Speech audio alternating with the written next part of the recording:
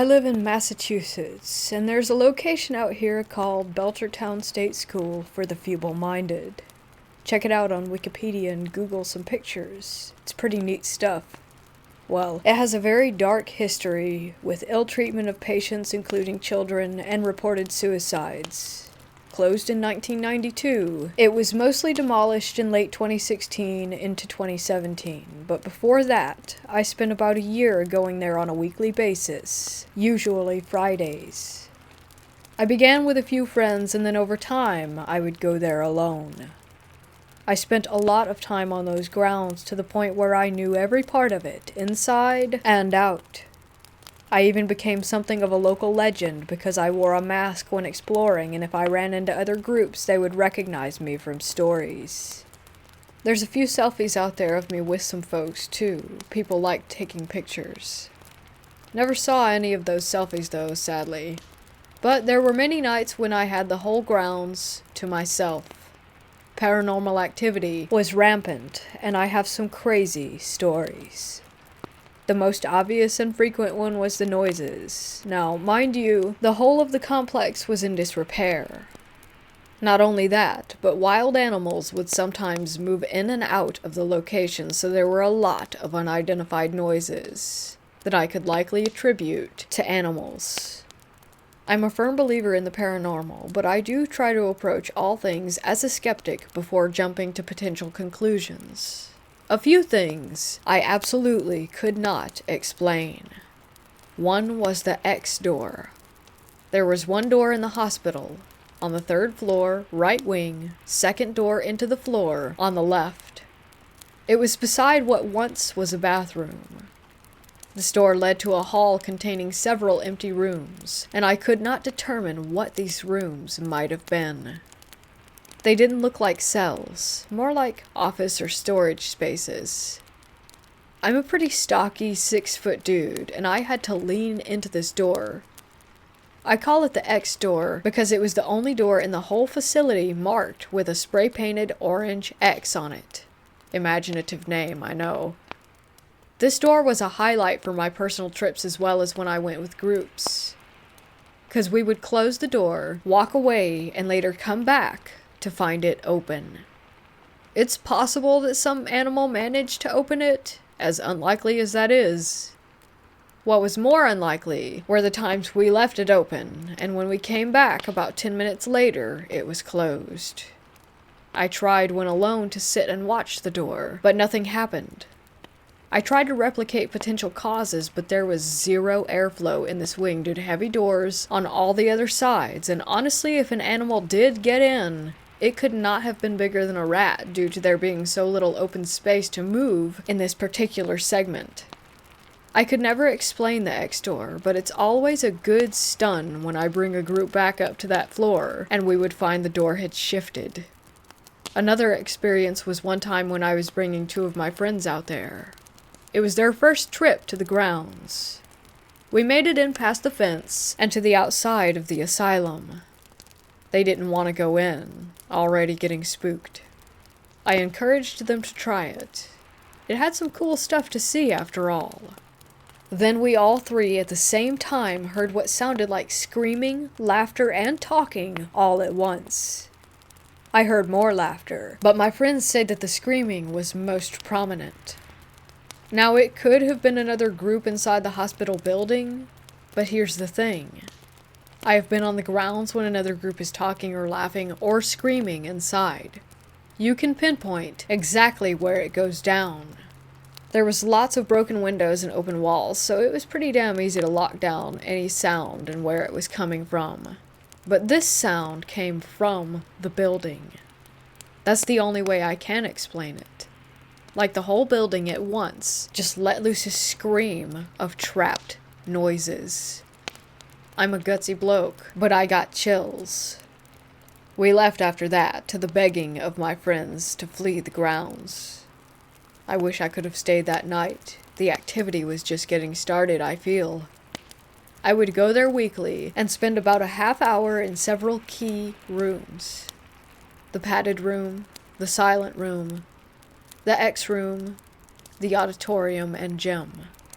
There were lots of great sounds and some truly disturbing sensations.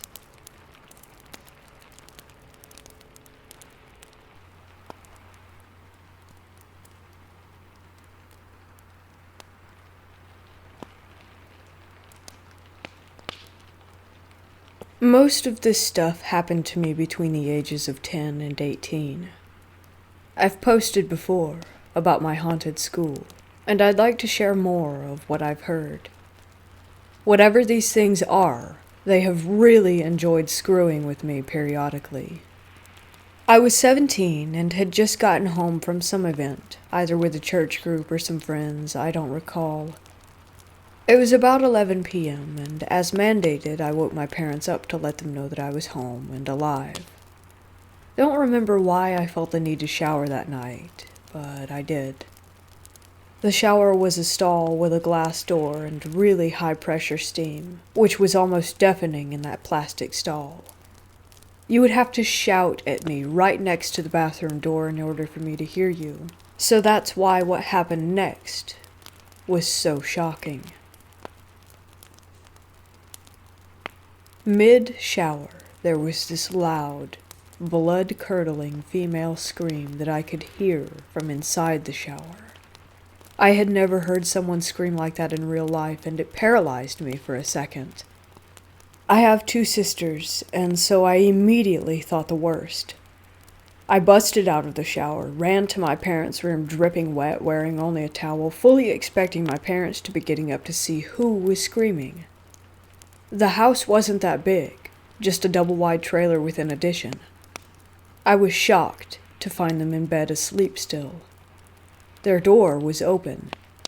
If I heard the scream, then they should have really heard it, especially since neither of them are heavy sleepers. I woke them quickly and asked if they had heard that scream, which they didn't.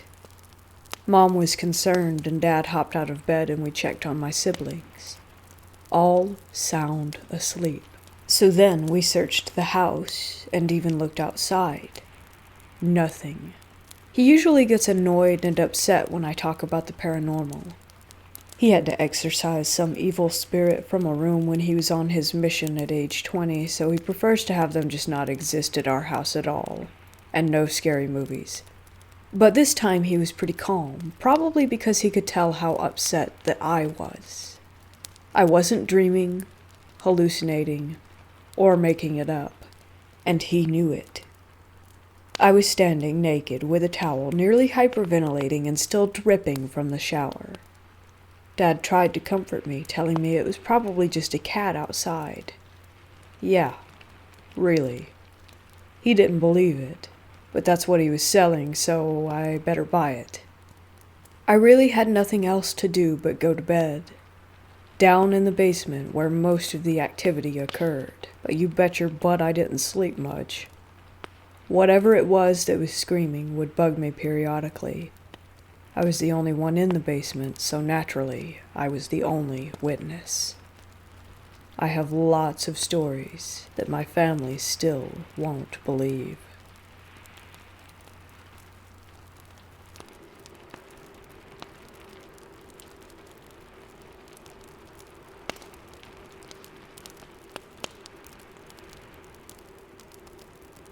When I was 14, I went camping in the summer with the Girl Guides.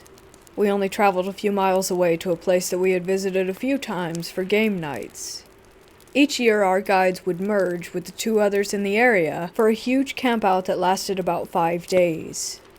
The place we were staying in was rumored to have a ghost in the main house. The story says that it only shows itself to members of the family. We were staying on the large estate near the woods, right away from the house. I had been there quite a lot, and knew the grounds pretty well, which was awesome. I was staying in a tent with the younger girls. They were aged 10 to 13, because I didn't have my own tent like the other older girls. The first night went by smoothly.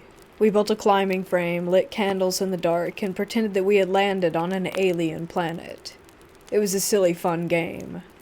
The next morning, me and one of the other girls get up early. Our group job was to collect firewood for breakfast, so we ventured into the woods on our own. We were joking around, grabbing sticks and stuff as we walked along. We ended up at the obstacle course and decided to play on it for a while, even though it was out of bounds. When we were done, we grabbed the firewood and started walking back to camp. The woods, to me, they felt and looked strange. It was as if the place was slightly different. I decided to start trying to scare the girl that I was with, just messing around, trying to spook her because it was funny to me. She got really scared and ran off and left me behind. I wasn't bothered as I slowly walked back. That was when I saw movement to my left, and then again up ahead. As I was about to leave the woods, I saw a man out of the corner of my eye. He was wearing a white t-shirt and a cap, carrying something long. I think it was a shotgun. There was no one there. I just shrug it off. Stuff like that doesn't bother me. I've seen strangers out in the woods before. Once out of the forest, everything goes back to normal. I looked back and the woods were as they should have been. Not like they were moments ago. I don't know how to explain it. They just seemed newer for a while. Not as wild, I guess. But everything was kind of grainy, misty. Except that there was no mist. So I don't think anything of it. I enjoy the camp out, we play games, sing songs, and just have a good time. On the second to last day, we play the game. We landed on the alien planet, and once we had breakfast, we had to go hide in the woods, build a shelter, a fire to make food, and people had to go steal food from the campsite without being seen. I am left in the woods on my own for ages as the other girls go around gathering the food. I built a pretty awesome shelter, but I realized I needed my penknife, which I had left in my tent, so I went to go get it.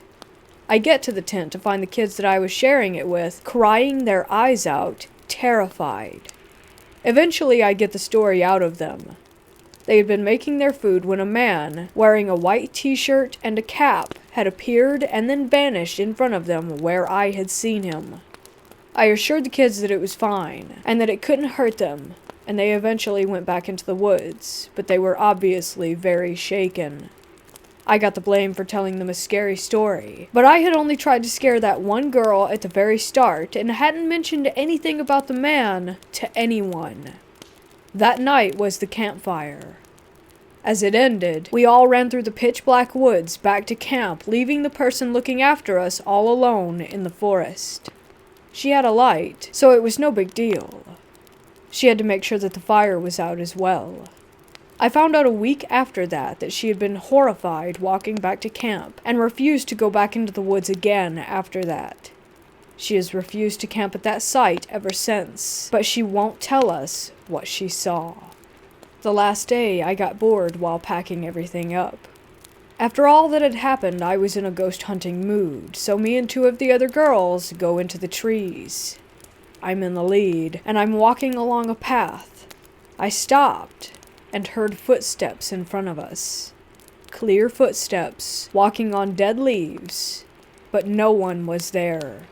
No one was anywhere near us.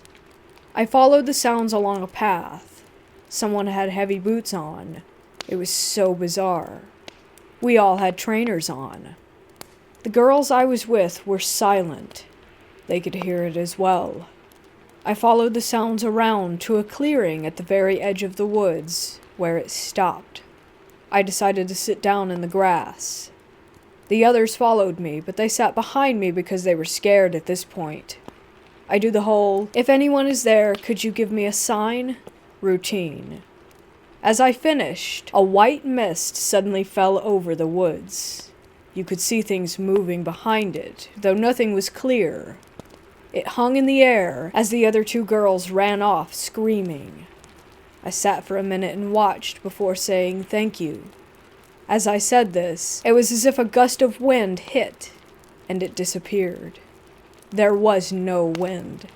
It was just amazing. That was the last of the strange stuff for that camping trip. We had to finish packing up and left the camp that afternoon. I've been back a few times since, and nothing else strange has happened. The woods have always felt normal. A few years after that, I found out that I'm actually related to the family who owned the house and estate.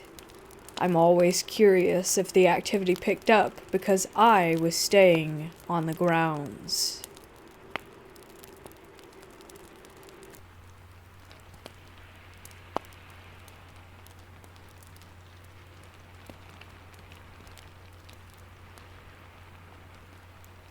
This is one of the unexplained series of events and the existence of the unknown in my very intimate environment. Location. My grandma's apartment is in one of the populous areas of Yangon's downtown, which is a 30-year-old apartment that has no record of criminal activity or any violent events whatsoever. The place? There's a room in this apartment that is always gloomy and subsequently felt ominous whenever a living soul would pass around it or in it. It's a typical, normal bedroom. Queen-sized bed, modern furniture, and a picture of Jesus Christ in it. Even though there's nothing abnormal about the room itself, the aura that it gave out is evil. It used to be my late grandpa's room, in which he was suffering from hepatitis C. The problem. The room itself is locked now and no one lives in it, since it used to cause the house members and guests chills whenever a person or just someone would pass around the room unexpectedly. Whenever you look inside it, there's no one. Sometimes a 3-second long snickering laugh in a low tone can be heard. This can happen at any time of the day. Sometimes there's nothing at all. But whenever a person tries to lay on the bed of that room, everyone who's done it has said that they felt someone is watching them with an evil smile. But it's just their feeling, including mine.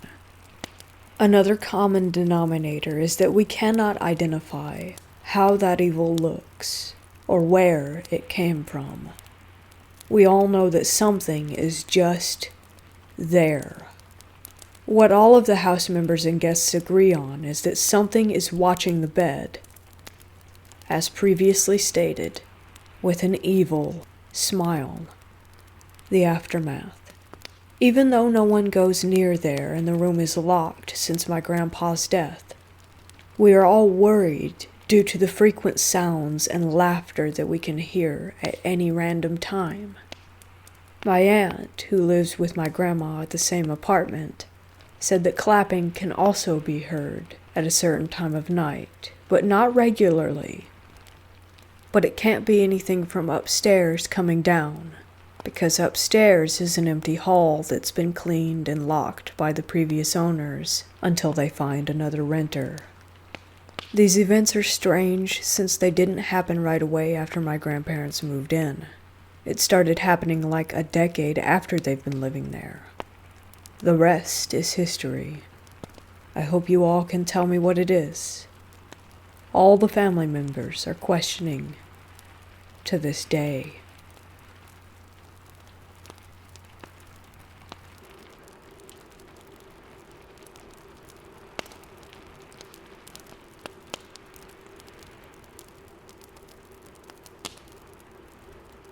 This took place a few years ago. I was with my best friend and we decided to go camping at a campsite in Flagstaff named Lockett Meadow. We had taken our dogs. After a day of hiking and exploration, we played around a fire and eventually went to sleep. I awoke in the middle of the night to find this deep figure outside of our tent, burying itself into our tent. It had a weird way of hovering back and forth over my body, and my dog, who was curled up awake and not moving or making a sound, was at the bottom of my feet. I look over and see my best friend passed out, and his dog, which I'm unsure if it was awake, but clearly I was the only one between my friend and I that's experiencing this terrifying encounter. I eventually covered my head and thought about anything else that might make me fall asleep. The next day I asked my friend if he had somehow been awake through all of that. I explained what had happened. He replied no, and thought that I was just making it up. I told him maybe it was a bear, so we looked around our campsite, but couldn't find anything. No trails, no prints, Nothing. We also had food out on a table near our tents, and a trash bag hung up on a broken branch, so even if it was a bear, I'm really surprised that it didn't get into any of our stuff. Either way, I remember how scared shitless I was, seeing this dark object observing our tent. Could it somehow have been the wind? A deer? Who knows? But this is just one encounter out of the whole trip.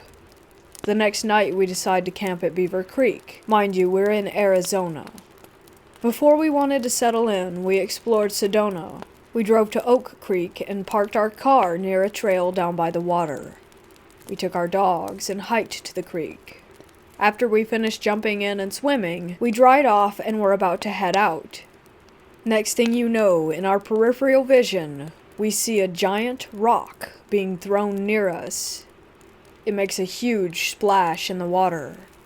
We look up and don't see anything above, so we ran over stones and rocks to get a clear view of the top, and still see no one. We yell out taunts and curse words, but still heard no one running off or any kind of sound in response. When we got to our next campsite at Beaver Creek and set up, my friend told me that throughout the trip since we started in Flagstaff, he had rocks being thrown at him, right up until that giant one at Oak Creek. We looked at each other and thought that maybe someone was following behind us, messing with us. Then we sort of laughed it off and said no, that was impossible, that we were just trying to connect the dots to have it be a cool look-back adventure. Well, I'm glad that it didn't turn into a part 3, because nothing happened that night, or the next day, where we packed up and headed home with nothing more than a memory that we wanted to rationalize.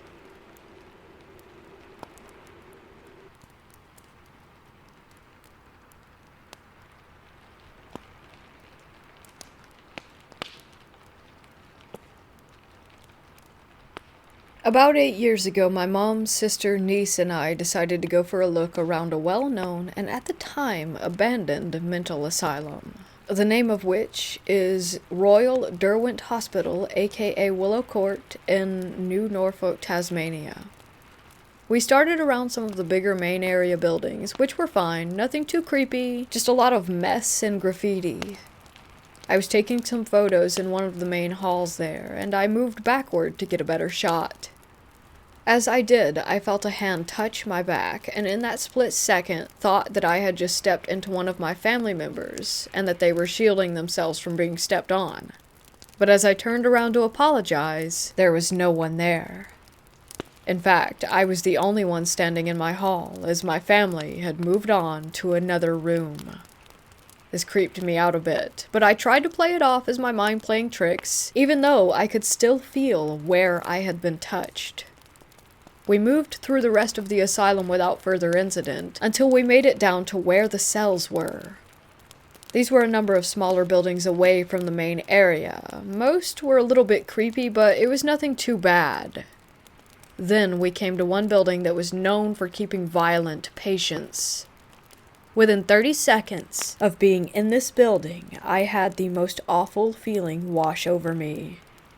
It was so sudden that I nearly bolted for the door. My mom got the same feeling, and we decided not to venture any further into that building and headed out. As we stepped outside, we stood for a second to gather ourselves. Then one of the heavy cell doors inside slammed shut. It was almost like an emphasis on the get out feeling that we had when we were inside. Needless to say, that pretty much did it for me, and we called it quits on our little adventure.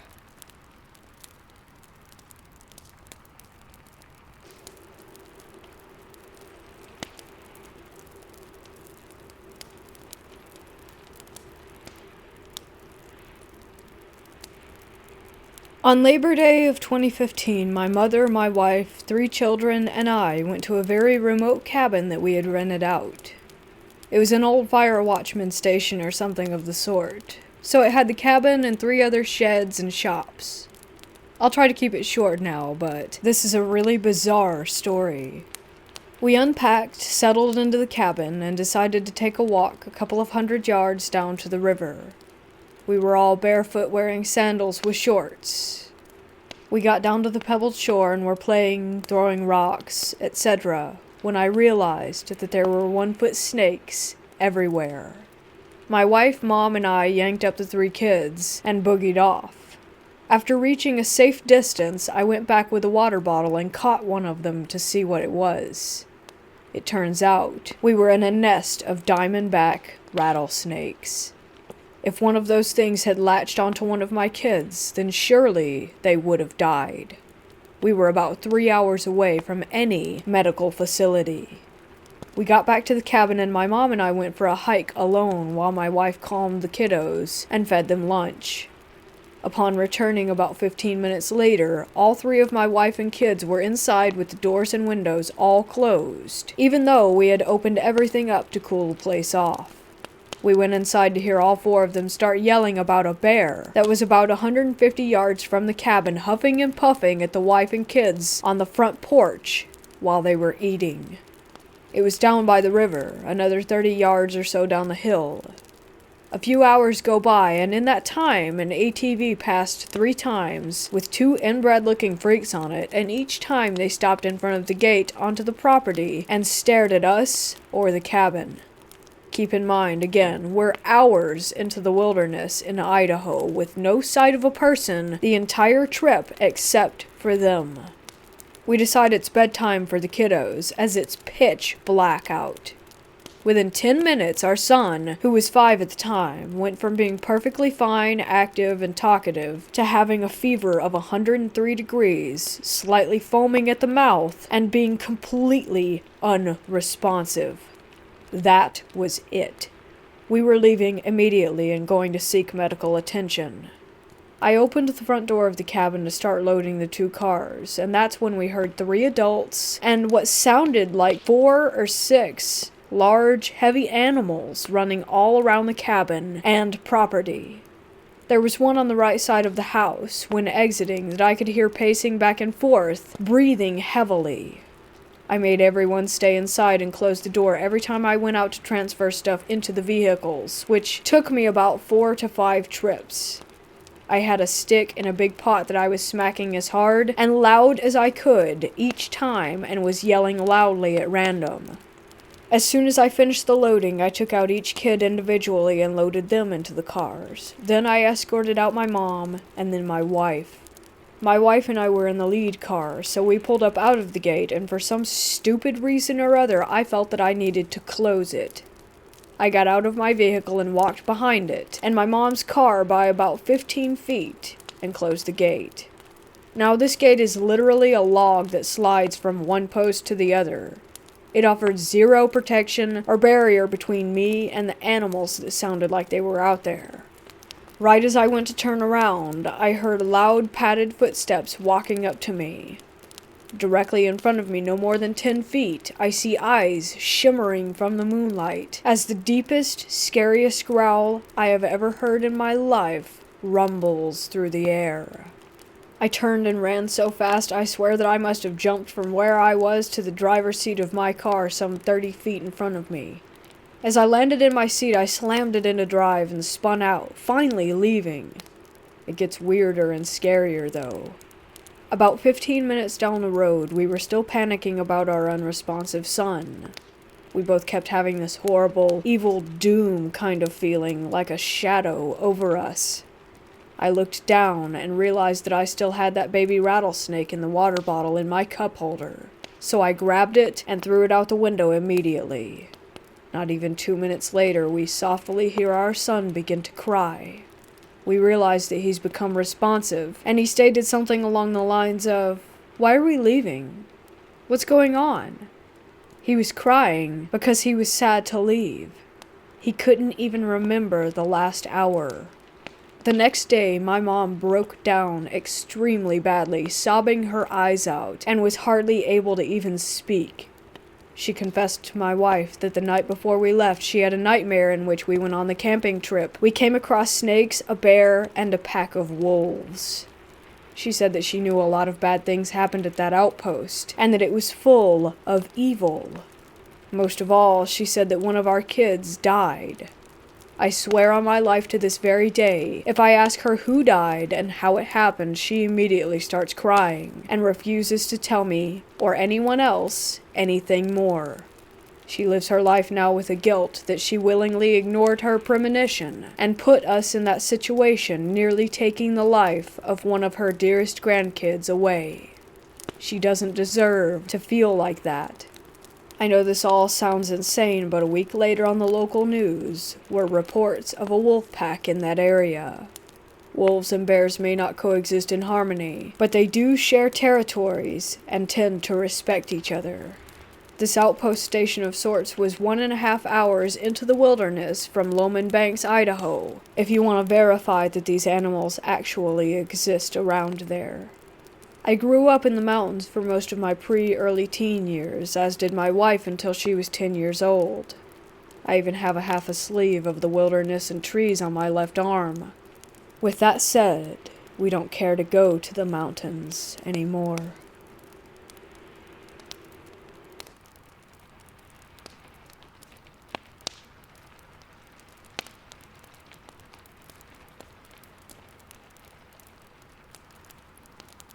Last year, I went to the Trans-Allegheny Lunatic Asylum in Weston, West Virginia. It was a birthday trip for my friend, and since we both had an interest in the paranormal, we decided to head there and check it out. If you're a paranormal enthusiast, you should know that this place is supposedly haunted. Looking into the brief history of the place, deaths, suicides, housing for Civil War patients, housing for tuberculosis patients, and medical patients, you would definitely expect some ghosts are not at rest. It was cold and dark as it was November at around 5 p.m. or so. We made it for the last historic tour of the West Wing and the Civil War Wing. As we waited for the tour guide to gather our group, we took a tour of the front entrance and saw all these patients' drawings. One was of a man cutting his father's head off. And there was a long list of reasons for being admitted into the asylum. We then went back to wait in the lobby for our tour to begin. As we sat there waiting, I felt a slight tug at my jacket on my right side. My friend was standing on my left side. I brushed it off, as maybe being my sleeve button caught my jacket, just some casual debunking, since what are the odds of 12 people standing in a lobby that the ghost somehow decided to screw with me? Our tour began, and if you studied the place you would know that the building is shaped into L-like sections as to try and let in as much sunlight to the building as possible. It was one of their treatment ideas. Eventually, we made it to a section where they hosted the Halloween parties, which was originally, if I remember, a place where patients could acquire their medication or new clothes. After the tour guide walked away, I waited for my turn to walk through the doorway. At this moment, a loud bang came from the closet. I again shrugged it off and debunked it as maybe an animal or a bird who had gotten into the closet and knocked something over in there. Our tour finally came to a close, and we began to walk back to the lobby. I was in the back of the group with my friend in front of me. No one was behind me. As we were beginning to walk through the connection between the first and second part of the building, I looked back at the end of the hall.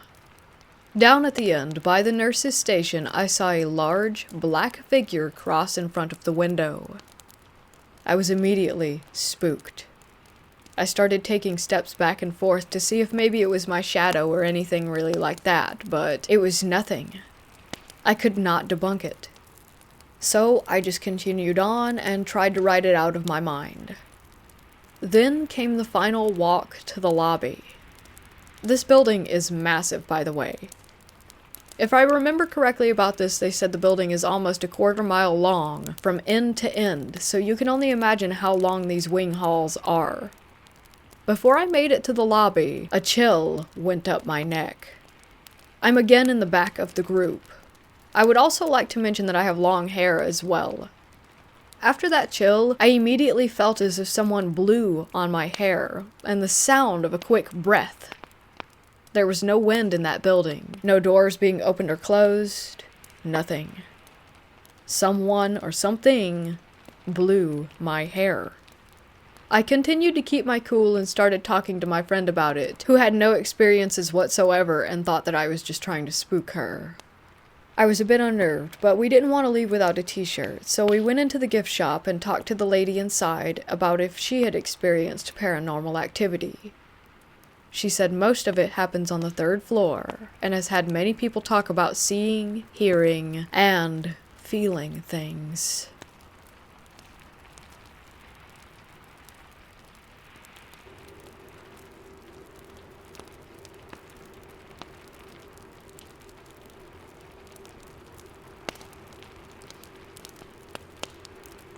This is the only time I have ever had a threatening contact or experience. In June of 2019, me and a friend had decided to go with our girlfriends on a camping trip. It's the day of, and we're packing all of our things into the car. We finally get everything loaded and get into the car and put the address in the GPS. We set off, and after 3 hours of driving and 45 minutes of hearing my friend and his girl argue, we finally arrive. We get out of the car, and me and my friend begin to unload. After getting my stuff, I begin to gather my girlfriend's things. As I was, my friend was asking his girlfriend why she needed 3 bags for a one-night camping trip. She smiled and opened one of them, which contained an ounce of pot and other paraphernalia.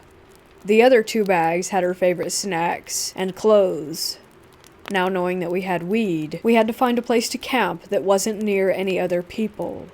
It took until sundown, but we discovered the perfect spot. We decided that after we got everything taken care of, we would eat hot dogs and smoke. We started to build a campfire to light the area so that we could set up our tents, but ran out of wood immediately. I said that I would go get some while my friend stayed with the girls. I set off on my journey, and after about 2 minutes I find some sticks to use. I start picking them up, and all of a sudden, I felt someone grab my wrist. I looked up to see a very pale, strange-looking man wearing a blank expression. For a man, he also had surprisingly long fingernails. He was digging them into my wrist while trying to grab my other wrist. I turned my head to not see his face and screamed for help, and my friends shouted a response, saying that they were coming. After they shouted, I immediately felt relief in my wrist. I wasn't struggling to keep my arms down, so I turned and ran as fast as I could, horrified. I met up with my friends and said that we had to leave immediately. I didn't even bother to explain myself. I just wanted gone. We loaded back up and took the long walk back. We get to the car and load our bags into it. I explained what happened as we were walking back, and it scared them enough to make them want to hustle. I had a picture of my wrist right after, but my iPhone broke and my cloud wasn't backed up, so I lost it. I do have a picture of it now, though. It has since then become a scar, which shows just how much force he was using. It was absolutely terrifying.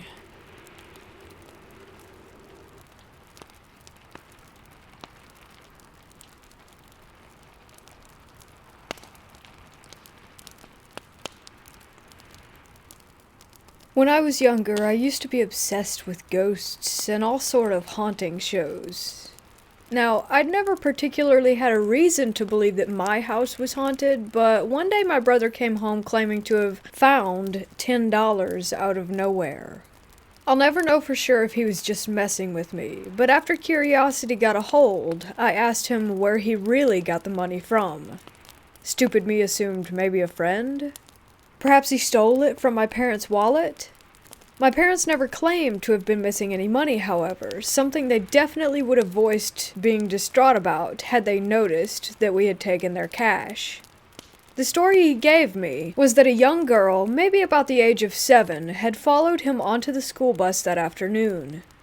He had never met this girl before, and had never seen her around at school, but she decided to sit in the seat right in front of him.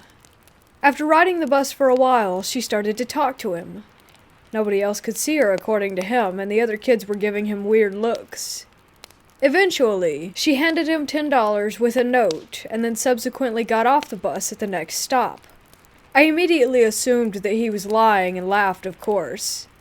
I asked him to show me the note, which he promptly retrieved from his room and passed me a tiny piece of paper.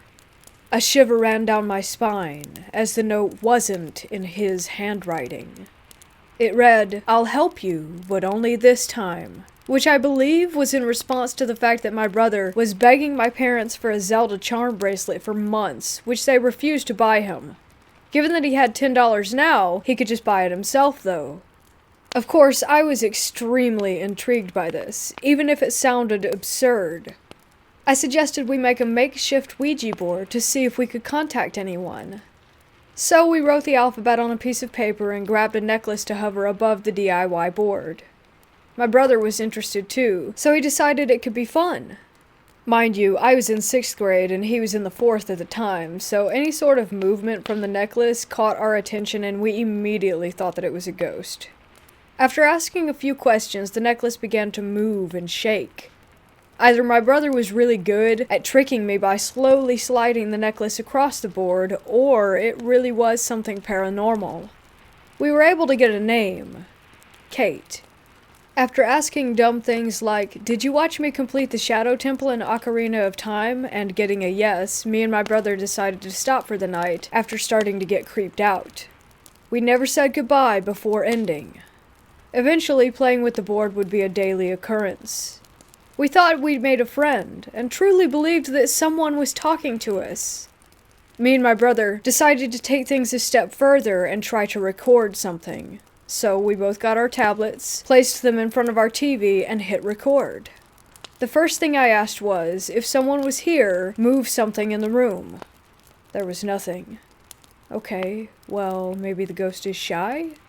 We decided to repeat the same question, but this time we said that we would leave the room and give it a minute. We went downstairs for 5 minutes, and when we got back up, our tablets had both fallen to the floor and stopped recording. Coincidence? I mean, things fall, especially when you're not careful at placing them. So we brushed it off. In December of 6th grade, though, things got really weird. I had started hearing voices in my head, claiming that they were the ghost I was talking to while playing the Ouija board. I got so scared one night that I had grabbed the Bible that one of my religious friends had gifted me, and would sleep with it. Eventually, I told my mom that there was a ghost telling me scary things. I won't get into detail, as some of it was a little graphic. She and my dad argued for a while about whether or not I was schizophrenic, and if I should see a therapist. So, out of fear, I never told them that I was hearing voices again, but I would space out often, talking and having conversations with this thing that I believed to be a ghost. Eventually, I forgot about the ghost, and we no longer talked. I will never know what that voice was, if I was genuinely insane, or if they were just intrusive thoughts. I was just glad for it finally to have stopped. Nothing necessarily paranormal has happened to me since, besides my TV turning on randomly in the middle of the night, or feeling that someone was pushing my legs with some sort of unknown force every once in a while. I sum it up to just be my imagination playing tricks on me now, but I do still have this looming feeling that ever since I've played with that Ouija board, I have some sort of spirit attached to me, following me. Not a bad one, but just a constant presence.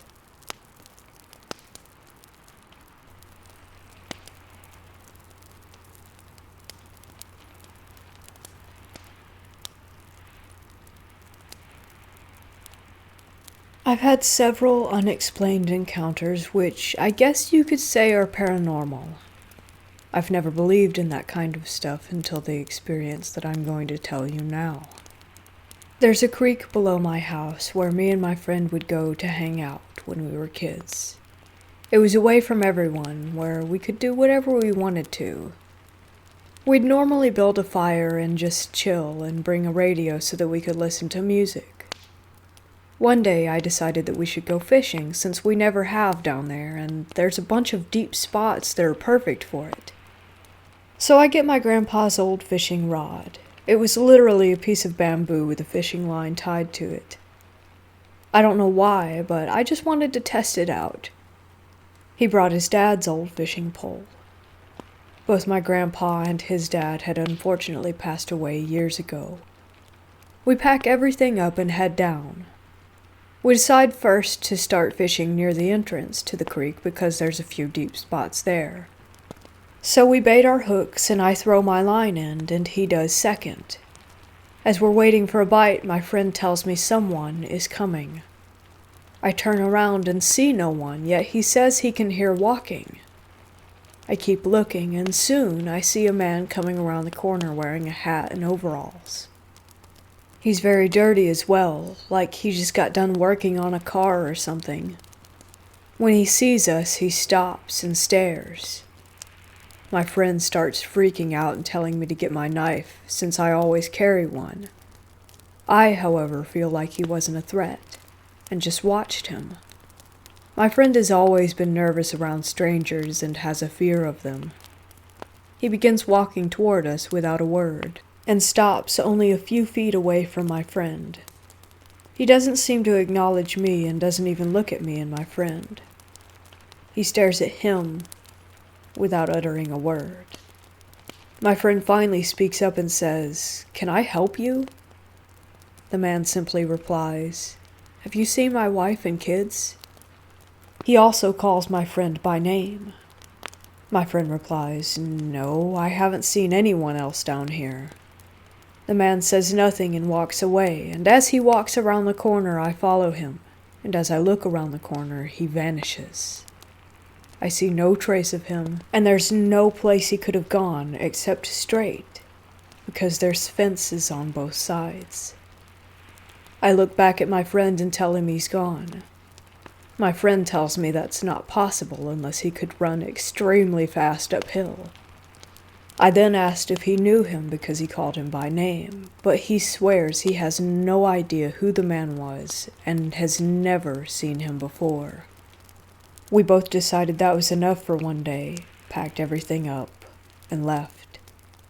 We never saw him again, though we've been down there hundreds of times since that incident. Not long ago, however, I stumbled upon a gravestone hidden in thick grass at the same creek. It was a man who died in the 1970s, who was also a Vietnam veteran.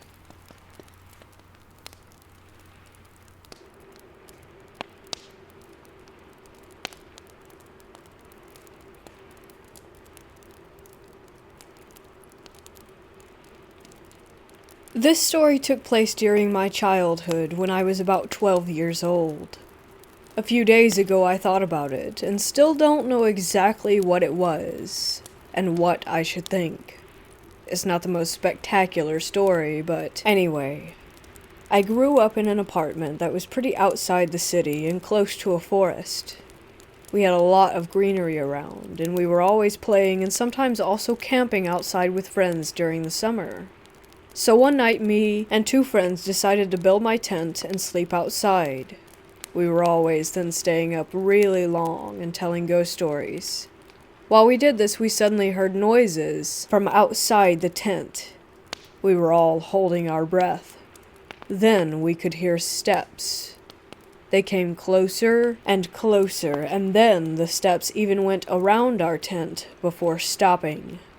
We got really scared and said, "Whoever you are, go away or we will call the police." It seemed to work because the steps continued and headed away from our tent. After a minute or so, we then tried to be brave and go outside the tent to see who it might have been. Then, when we looked out, we saw a woman, dressed in a long, white gown, walking away in the dark.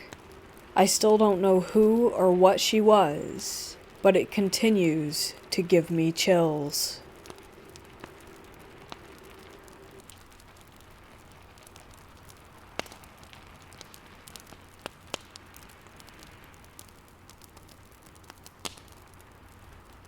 This story takes place in 2017. My then best friend, I'll call her Lex, and I were having a sleepover at my dad's house. I was 16 at the time, her being 17. We often had sleepovers on Fridays where we would eat junk food, watch as much Netflix as possible, and have deep conversations. This night was no different, and so unremarkable that I've forgotten everything that we did. That is, of course, until we were trying to fall asleep in my bed. I remember being completely exhausted, slowly but surely drifting off despite sharing a bed with someone. I was just on the brink of sleep when Lex got my attention. First, she simply asked if I was awake. I grunted in response, signaling for her to continue. It should be said that I was quite literally a minute or two away from unconsciousness, so I didn't pick up on her tone of voice or think much about what she said next. "I'm gonna go use the bathroom downstairs," she told me, getting off the bed. This wasn't normal, her announcing that she would be slipping away to use the restroom, but I was too out of it to be annoyed or curious. Not long after she left, probably no more than 10 seconds, it started happening. Again, I was on the precipice of sleep, so my mind wasn't racing with thoughts or in any state to freak myself out. Nevertheless, I became filled with the feeling of impending danger out of absolutely nowhere. I was becoming very lucid very quickly as dread and anxiety overwhelmed me. I had never felt this kind of acute fear before, nor seemingly out of nowhere. Now wide awake, I opened my eyes and stared at the wall. Less than a foot away from my face, as I slept facing away from the bedroom door. My heart raced as I tried to understand the situation, but I didn't move. Something told me that moving would be a very bad idea. My room was pitch black as well, so that didn't help matters.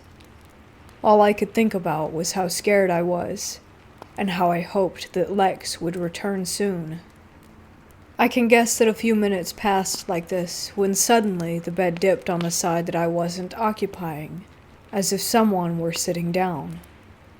Problem was, not only did Lex struggle to get onto my bed due to its height, but my bedroom door had never opened. At this point I was petrified, and I only became more afraid as I felt something against the back of my body. It felt like a person, just gently pressed against me. I thought to myself hysterically that there was no way this was actually happening. I held my breath to better isolate the feeling, horrified to feel the presence moving as if it were breathing, too. In and out, pressed against me. In and out. The atmosphere is still suffocating in the room, filled with what I can only describe as evilness. The aura of whatever was touching me screamed danger. Don't move. I will hurt you. My mind and heart are racing as I try to think of a way out of this. The only balm I have to lessen my anxiety is the fact that I know Lex will eventually return. But what happens then? She wouldn't see whatever it was pressed against me when she entered the bedroom, too occupied with making sure she wasn't disturbing my sleep. So I told myself that once I heard the door open, I would address her and ask her to turn on the lights. After what I would come to find out was about half an hour, Lex finally did return. The second I heard the door open and light flooded into the bedroom, I called her name. She hesitated, her soft voice saying, "Yeah?" I requested bluntly, "Turn on the lights." She did as I asked, and I shot like a bullet from my previous position, whipping around to inspect the area where I had felt the presence. There was nothing. I wouldn't notice right away, but later I realized that the horrifying aura that was plaguing my bedroom had vanished once Lex arrived. It was gone just as suddenly as it had appeared. Still, I was in a state of horror for the next few hours. We watched some cartoons together and decided to sleep with the lights on, but not before talking about what had just happened.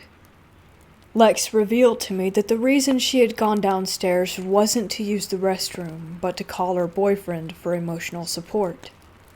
She told me that she had felt panicked, wanting to leave the room to escape from the stifling feeling. Lex couldn't get a hold of him, and spent the next 30 minutes or so trying to calm herself down. In the morning, Lex and I would confide in my dad, the only other person in the house. He was rightly disturbed and told us that he had a nightmare that night. I can't remember what his nightmare consisted of, only that it was a really bad one. My dad is a veteran, so he is not easily spooked, but it left him uneasy. The fact that my dad had a nightmare at all made this whole experience more notable to me. To wrap things up, I want to say that I had improperly used a spirit board a few years before this with a few of my friends at my dad's house. We were children, so we didn't take it any more seriously than any other Halloween game. Nothing of this magnitude had ever occurred before, though. Just this one night. Lex and I were able to acquire holy water from one of the teachers at our high school after she told him the story. We used it to cleanse my bedroom. Nothing strange has happened to me, or my dad, since.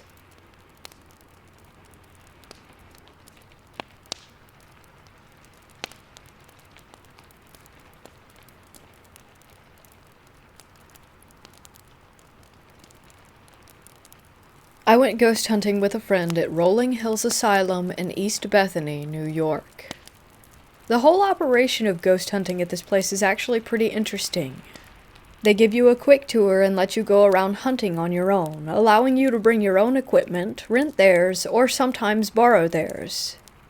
Now, there is a fairly large amount of people, but plenty of ground to cover, so it was rare to be bunched up too much. But we always kept in mind others when investigating on our own. Primarily, the equipment that I was using was pretty mundane. Flashlights, audio recording on a Samsung Galaxy S6, and a Nikon Coolpix. Rolling Hills used to be a poorhouse near Batavia, New York. It is located in pretty much the middle of nowhere, surrounded by nothing but fields. Outside disturbances are minimal, which is great. The place is old, no doubt. Bugs get in, and field mice and rats are no doubt common. The grounds took in people with mental disabilities, the physically ill, the poor, and later it served as a senior living facility. There are a few famous resident spirits, but during our interactions we caught no evidence from those areas. We're very objective and scientific with our investigations, and for some reason do not get creeped out by much. I can safely tell you that we did not have any feelings of a presence or the like. Our first start was the shadow hallway. This hall is famous for shadow beings peeking out from the doors down the hall, as well as pushing people in wheelchairs, and your run-of-the-mill terrors. Additionally, the portal room was on this level. We experienced 3 events in this hall. 1. While not our experiment, a group of people had a flashlight that uses a twist motion to turn on. While barely having it on, they asked the spirits questions. The flashlight, much to my surprise, flashed with responses accurately. While this was not my flashlight, I am convinced that it was legitimate. I took several photos of the area and captured nothing of note. 2. A loud bang came from a bathroom nearby. My friend and I immediately went inside to investigate, taking photos. While we caught nothing, others nearby said that they had heard a bang from that room as well earlier. This could be explained by the building's age, but nevertheless, it was still interesting. 3. We thought we heard footsteps coming down the hall, but we did not record any sounds on the audio device, so I cannot say that this was 100% legitimate. The next location that we experienced an event in was a small building attached via tunnel to the main building.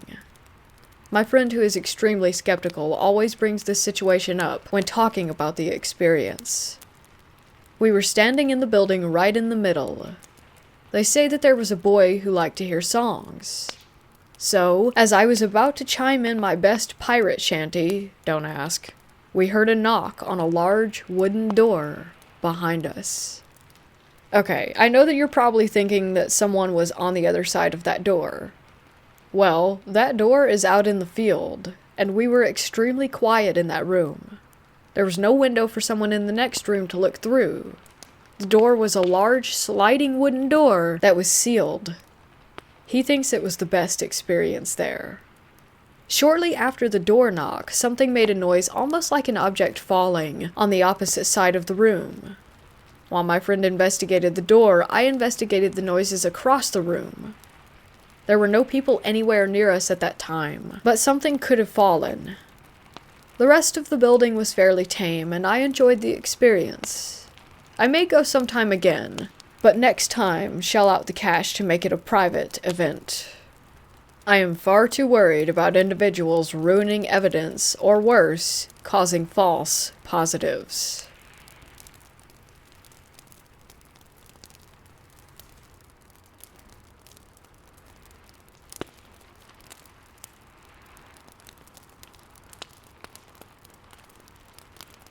This was probably the scariest thing to happen to me in real life. It took place a couple months ago while I was sightseeing the West Coast. I was visiting a small, quiet beach town in Oregon called Newport. It's basically situated on a cliff, and then down below is the beach. The beach itself is basically empty, and it is huge. It goes on for endless miles and seems like something out of a movie. I've never seen something so vast in my whole life. Anyway, I had spent most of the entire day on the beach, and when it got dark, I climbed back up the cliff to where my car was. I had originally planned to sleep on the beach in a tent, but it was starting to rain, so I figured I would just sleep in my car. I had been traveling all over Oregon and California for the last month, seeing national parks and stuff, and sleeping in my car most nights anyway. And this was literally the perfect, quiet little beach town, so I figured no big deal. I got to my car, which was parked in this public lot for beachgoers at the top of the cliff, but next to my car was the sign that said no overnight parking that I hadn't seen before, so I figured, dang, I guess I'll just go to another spot close by. So I looked on the maps on my phone and saw that 10 minutes away on the outside of town was a nature preserve. As I mentioned earlier, I had been staying at national parks and stuff, so I figured that it would be a nice place to sleep. The weather was beginning to get significantly worse, and I figured I should hurry. I drove there pretty fast, and by the time I did get there, it was completely dark and storming. I entered the nature preserve, which was a single road that followed the cliff line on the coast for a couple minutes with nothing but trees on one side and beach on the other. No cars, no houses, no buildings, no people for what seems like forever. As I drove down the road a little ways, I began to feel uneasy. It all seemed a little creepy, and I felt really alone, but the moon was shining bright through the clouds and the beach was visible, so I figured I was all right. I found a great peak spot on the cliff overlooking the beach and decided to back my car up on it and rest. I opened up the back of my Jeep and climbed in and went to sleep. After a few hours, I woke up. I wasn't sure what had caused me to wake up, but there I was, awake. By this time, the storm had turned into a full-blown monsoon. I could barely see out my windows. The rain was so thick, but I could hear the waves of the ocean down below crashing against the beach, and the wind was blowing so loud that my car was shaking. I noticed water was pouring in through the cracks of my Jeep, and I tried to reach for my phone so I could turn the light on, but I realized I left it in the front, which was blocked by all my luggage, and the only way to get there was to open up the back and step outside. I was about to open the latch and let myself out, and that was when I heard it. Laughter. It sounded like a child at first, playing, but soon I realized it had to be someone older. They had to be close to the car, too, because it was raining so hard there's no way I could hear it if it was far away. I figured it might be a cop telling me to move, but then again, it had to be like 3 or 4 in the morning, and why would they be all the way out here in this weather anyway? I froze to listen, and then I could tell that it was getting closer. I obviously wanted to look up to see, but the way my Jeep was parked was backing up to the end of the cliff facing the beach, and my luggage was literally stuffed all the way through the rest of the vehicle, blocking all side and front windows. I was crammed in the way back, so at the time I was literally trapped and could only see out the back window. It was at that moment that I realized how helpless I was. Her voice grew louder and louder. I could tell now that it was in no way a cop. She was laughing hysterically, the top of her lungs, screaming, "Ah ha ha ha ha ha ha ha!" By the steady increasing of volume, I could tell she was definitely coming up to my car, and then between laughs, I heard her creepy voice say, "Oh, well, what are you doing all the way out here?" My heart dropped. Her voice sounded exactly like Bellatrix Lestrange from Harry Potter, and I immediately thought to myself, "Oh my God, I am going to die." I sat there, frozen solid. I didn't want to move. I remember thinking to myself, this is not happening, this is not happening, this is not happening. But it was. With the storm raging outside my car, my phone being nowhere in reach, me being trapped in the back of the Jeep with no easy exit, on the edge of a cliff in the middle of nowhere, with maniacal, laughing women getting closer and closer, I was literally living in a full-blown horror film. The only thing I could do was wait. I sat there for a few more moments, and then that's when I saw her. I had poked my head up just a bit to see out the tiny space of visible window that looked to the side of my vehicle. About 10 feet or so from the Jeep, I could see through the thick rain and heavy fog a woman standing there facing not me, thank God, but the edge of the cliff toward the beach. Her arms were flaying up and down rapidly like a bird, and her head was twitching increasingly fast, all over in irregular patterns. Her clothes were ripped, and her voice was broken, and she literally looked like the zombies on The Walking Dead. I couldn't move. Literally all the fears built up in my head of what the source of this hysterical laughter may be came true in that second. I tried rationalizing the situation to myself like, she's on drugs, she's lost her mind, or this is someone joking, or literally anything. But every time I tried, I would peek back up and see that this is something unexplicable. It made no sense. How the hell would someone be out here in what I'm pretty sure was a Category 5 monsoon, 5 miles away from anything, no car, freezing temperature, standing up, screaming in the dead of night? I just couldn't believe it. She kept laughing hysterically, shaking her body all over as if she were fully possessed. I couldn't understand what words she was shouting in between laughs, but it sounded demonic. I was mortified.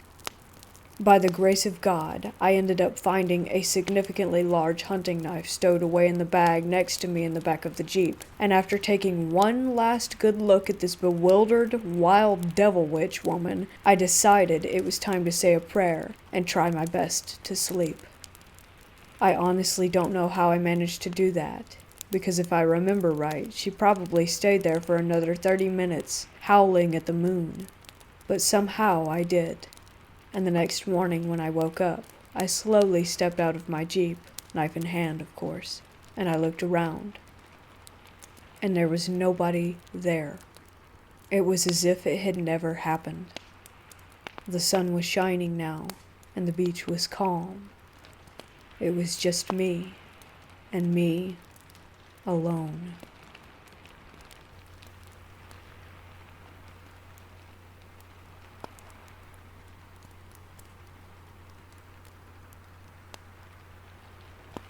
I've had a few paranormal experiences in my lifetime.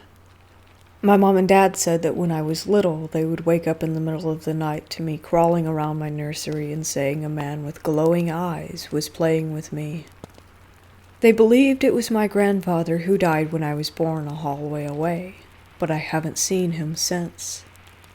Anyway, my boyfriend used to live in an old farmhouse built back in the late 1800s with roommates. None of them believed in activity, but I asked about the old barns in the house when I was staying there. I always felt unsettled in the house when I would sleep there and often would wake up at around 3:12 a.m. to pee. But one night I woke up at that time and stumbled down the hall to the bathroom. At the end of the hall was the staircase, which was creaky and old, and I heard it shift. I stopped at the bathroom door and saw the face of an older man peer around the corner. I jumped into the bathroom and shut the door to pee, but felt goosebumps all up my arms and my back. I didn't feel afraid of him. He looked pretty nervous, but it spooked me really bad. I went back to bed and didn't see him again. The next time I stayed there, I woke up at the same time to pee, and I saw him standing against the wall.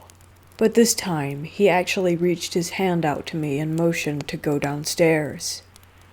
I cautiously went towards him to see him go downstairs, and I peered around the corner to see him facing the door with his hands behind his back and staring at the open field in front of him.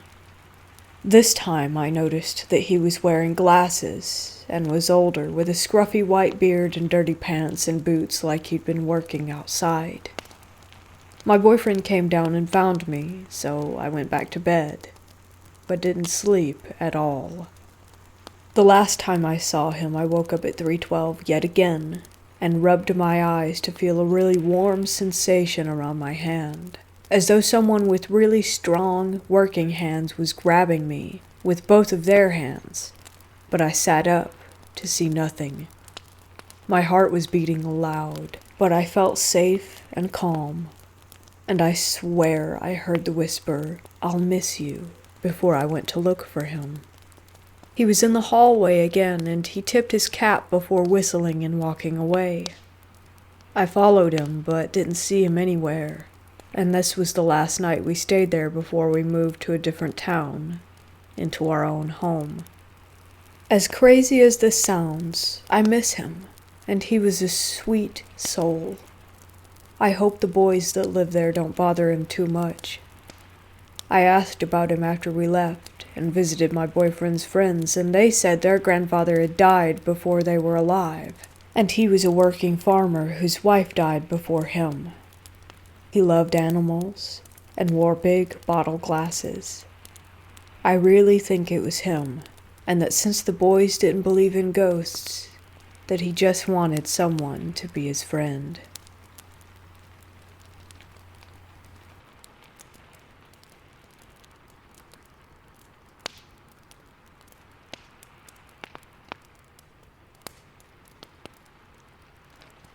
This is a true story that happened to me. Back in 2008, my girlfriend and I decided to go to an abandoned mental asylum off of Highway 82 in Alabama called Old Bryce. It shut down a few years back due to malpractice, and some of the ghost legends, like the number 2 ghost, involve murder by staff at the facility. Essentially, this was a dumping ground for people that society didn't know what to do with. Thousands of people were sent there and died there. The facility consisted of 4 buildings: Bryce, the residence hall; S.D. Allen, the medical facility; the crematorium; and the guard shack. I have seen 2 ghosts in the residence hall, the bigger of the 2 that I can share with you now. My second visit to Old Bryce was strange. It was my first time inside the building, and I came prepared. It was me, my girlfriend, and our friend Chris. I had a flashlight and a DVD camcorder. Through the main entrance is a staircase on the right which zigzags up to the 2nd floor, complete with anti-suicide fence at the top. Make a left, another left, and then a quick right, and you are in the hall that led to the children's corridor. I had the flashlight in my left hand and my camera in my right, scanning, trying to catch something. On the left, at the entrance to that room, there was a bathroom with only a tub in it. I thought I saw something in the bathroom and shined the light that way, but nothing. I moved the camera and light, thought I saw it again and shined it back. Still nothing. Our night continued and finished without incident. The next day, I reviewed the footage. In that bathroom, I shined toward something I thought I saw, and I was right. When the light pans to the right, a bluish-white illuminated little girl's face peers out from behind the door to follow the beam. As the light shines back in her direction over the course of 2 frames, she is half behind the door, and then in the next frame, she is gone. My heart felt like an ice cube ran through it, because I was in such shock. I proceeded to show everyone that I knew. The girl's appearance was that of younger than 10, hair parted in the middle, unusually large forehead, and had some apparent deformation or disorder. I made the mistake of leaving the camera at a friend's house overnight, who is apparently not my friend, and he stole it. This is where it gets weirder. 2.5 years later, I was living in a different city. One of the legends of Old Bryce is that the windows grow back, and if you do any damage to them, that spirits will follow you home. I broke a window. I was laying in bed one night, around 3 or 4 a.m. I was on the verge of sleep, aware of where I was, and very comfortable. Out of nowhere, this immobilizing, tingling sensation started at the tips of my toes. I was laying on my stomach with my arms under the pillow, completely helpless as this sensation crept its way slowly up my legs, midsection, and eventually my entire body over the course of about 20 seconds. Once it covered me, I heard the whisper of a little girl directly in my ear say, "I'm in your room." I cringed, and for some reason I told her that I loved her. The feeling stopped and left me on the verge of tears. It may or may not have been that little girl from the asylum, but according to the legend, it makes sense.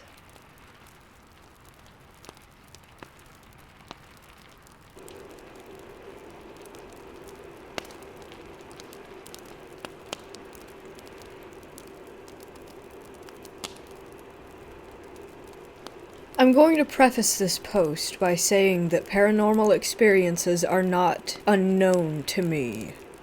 I have seen ghosts many times over my life, and my mom claims to have seen me playing with them as a child. She was a psychic medium, so I spent a good deal of my childhood around this stuff, but those experiences are for another time. This is just to assure you that I have had experiences with the paranormal before, and that what I experienced I consider to be abnormal generally, as most of my experiences up until now have been positive, or at least neutral. This was a few years ago in my very early 20s. I'm in my mid to late 20s now. I haven't had any paranormal experiences since a little while after my mom passed away when I was a teenager. I was starting to think the things I had experienced didn't happen at all. General denial. One night, on a whim, while driving around a suburb near my house, I managed to convince my boyfriend to come with me to the local cemetery. I was going through a bit of an edgy phase and thought that going to a graveyard at night would be cool. This is a cemetery in a big city, and it's extremely large. I didn't believe in ghosts hanging around in a cemetery, so I thought that it would be fine. I believed that ghosts usually hung around the places that they died, or places where they had unfinished business, and that it was very unlikely that they would actually be in a graveyard. It was sometime in October, but not Halloween. We got to the cemetery around 11:30 p.m. We had our phones with us and were using them as torches. We hopped the fence to the cemetery and began to look at all the graves, pointing out the most interesting ones and kind of just messing around. The place was completely deserted, as cemeteries tend to be at that time of night. We walked further and further in, and entered a part of the cemetery where the graves were quite a bit larger and much older. By now it had likely been around half an hour. As we were walking down the path, my boyfriend commented that there was a strange smell lingering around, which was extremely weird, as my boyfriend cannot smell at all. He lost his sense of smell due to a bunch of infections and other problems with his ears and sinuses as a kid. I couldn't smell anything, and I have an above-average sense of smell, so we both just shrugged the experience off as just weird. Later on, I was looking at one of the graves when my boyfriend shook my shoulder and pointed at one of the largest graves a few meters into the distance. I'm terrible at knowing where people are pointing, but this time, I spotted it right away. It was a little girl, I'd guess around 11 or 12 years old. She had very dark brown or black hair that looked well cared for and quite long. She was sitting on top of the grave, with her legs dangling over the edge. At first I saw her wearing a lacy white dress, like a nightgown that a rich girl might wear. It looked old, but I'm no expert, so I couldn't tell you exactly how old, but maybe the 1900s, early 1900s? I looked away to look at my boyfriend, and when I looked back, she was wearing a different dress. All I remember is that it was red, because at this point, I was super scared. Something about the entire situation felt wrong to me. I felt extremely fearful, and due to the fact that ghosts were very normal for me, this was extremely unusual. I would never feel unsafe seeing a ghost in the past. It was around this time that I noticed that the cemetery was eerily quiet. There were no sounds of bats, and there were a lot of fruit bats in that area. There were no other sounds of animals, and the air felt stale and stagnant. We just stood and stared at the little girl for what felt like an eternity, weirdly transfixed, and then we both ran for it up the path at full speed. I turned for a second to see if she was still there, and she was gone completely. It made me run faster, honestly, and the whole time we were both dead silent. When we got back to our car, we sat there for ages trying to work out what we had just witnessed.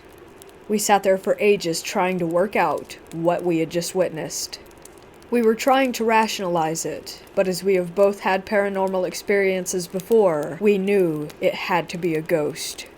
For a few months afterward, I felt continuously like I was being watched, and had frequent nightmares about seeing the little girl in our apartment. I always felt uneasy. We eventually moved around 30 minutes away, and the feelings and the dreams stopped. I've since tried to research the ghost, but haven't had anything turn up, though there is a local ghost tour at the cemetery, and maybe the guide might know something. Ever since then, my paranormal experiences have been more frequent, and have been getting more unsettling and disturbing. My boyfriend has been experiencing things more frequently as well.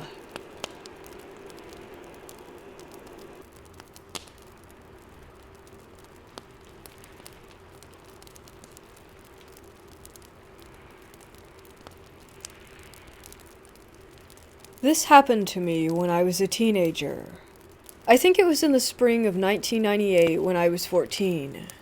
My Boy Scout troop went camping in the Ozark Mountains in Arkansas. I grew up in a very small town in Tennessee, and the boys in my troop were people that I'd known my whole life, and we were all very close and knew each other very well and trusted one another. We had been hiking for 5 days or so, and it was miserable. It rained every day, and we were all exhausted and sore and hungry and covered with blisters. The adults realized that we had bitten off more than we could chew in trying to hike a 60-mile trail, especially with the awful weather, so we had changed course and gotten off the trail to spend the night in a drive-in campground. It was the kind of place with hookups for RVs, picnic tables, it had fire pits and grills, and a central bathhouse with showers and toilets. It was in a very remote area, far from a town or another house. There may have been a few other small groups, but if there were, we never interacted with or saw any of them. We were all filthy and wet, and thus very excited about taking a hot shower. It was dark, and we had finished dinner. A group of 5 of my friends, including my friend Jeremy, who, like everyone else in our group, I had known since we were babies, headed up to the bathhouse, which was maybe a quarter-mile walk through the pitch-dark woods up a worn-down gravel walking trail. I stayed behind to clean up, and after 10 or 15 minutes, followed them by myself. I had a weak little flashlight, the old incandescent kind, pre-LED. When I got about halfway to the bathhouse, I could see the light from it off in the distance through the woods. I heard a noise to my left, and I looked over and saw my friend Jeremy standing by an old-school manual water pump about 20 feet away off the trail. There was a strange light around him, like the moon had come out from behind the clouds. I was startled to see him there by himself in the woods. I asked him if he was already done with his shower. He seemed kind of sad, and he said, "Yeah, it's all yours." I said okay and didn't think much of it until I got to the bathhouse. When I walked in the door, my friends were all in there, and I heard Jeremy talking from in the shower. All the blood drained out of my head, and all the hair on the back of my neck stood up. I had to sit down before I passed out. My friends were really freaked and wanted to know what was wrong. I told them what had happened. They nervously made jokes about how I must have been smoking pot, but this was long before any of us had ever experimented with any mind-altering substance. Regardless, I could tell that they believed me. Like I said, we had known each other forever, and knew when one of us was exaggerating or playing a joke. We all waited together until everyone was finished showering and brushing teeth, and then walked back together in complete silence. When we got to the spot that I had seen, whoever he was gone without a trace. The water pump was still there, though. No one had noticed it before, because it was a ways off the trail and obviously not in use. We got back to our campsite and went to bed really scared. I remember not sleeping much that night. In all the years since then, I've never been able to figure out what occurred. Was there a random teenage boy in the woods who looked just like my friend? Unlikely. Did I hallucinate it? Also unlikely. So who's to say?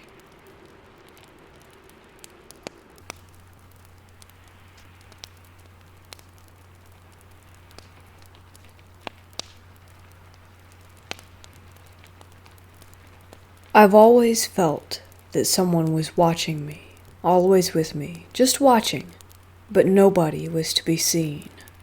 It was one night during a November break after my birthday, around 2:30, when I started to feel sick, so I got up to use the bathroom. My room was in the basement right next to my parents'. I left my room, and we have this hallway. I walked down, and it was pitch black. I was going up to the door that leads to the stairs, and for a quick second, there was just a girl standing there, and then she just floated up and disappeared. I was so scared, but I really had to use the bathroom, and we only have one that was upstairs, so I continued my journey and used the bathroom. It took me about 20 minutes to get my head together, and then I went back downstairs to bed. Since I moved into this house, 3 a.m. has always been scary to me because I hear a lot of things, and my parents just think that I'm crazy. But the clock hit 3 a.m. I was already scared for my life, and I said, I'm just going to try to go to bed. I tried for about 10 minutes, and it felt like I was being watched still, so I said, "Hello, is anybody there?" No one answered, but a moment later my painting fell off the wall and hit the shelf that was holding my mirror, to fall and shatter. I've always had a spooky feeling about that mirror, and I was crying in fear. After I calmed down, around 3:50, I was going to bed again, and I felt a tug on my foot, but just pushed it away. After the third time, I sat up and saw the same girl from earlier. Her bright green eyes glowed, but her long, blue, scruffy dress was beautiful. It was scary, but I felt like I've seen her somewhere, or she looked really familiar to me and looked like a younger version of me. Ever since then, I haven't heard a word or peep out of anything, but I still feel her presence.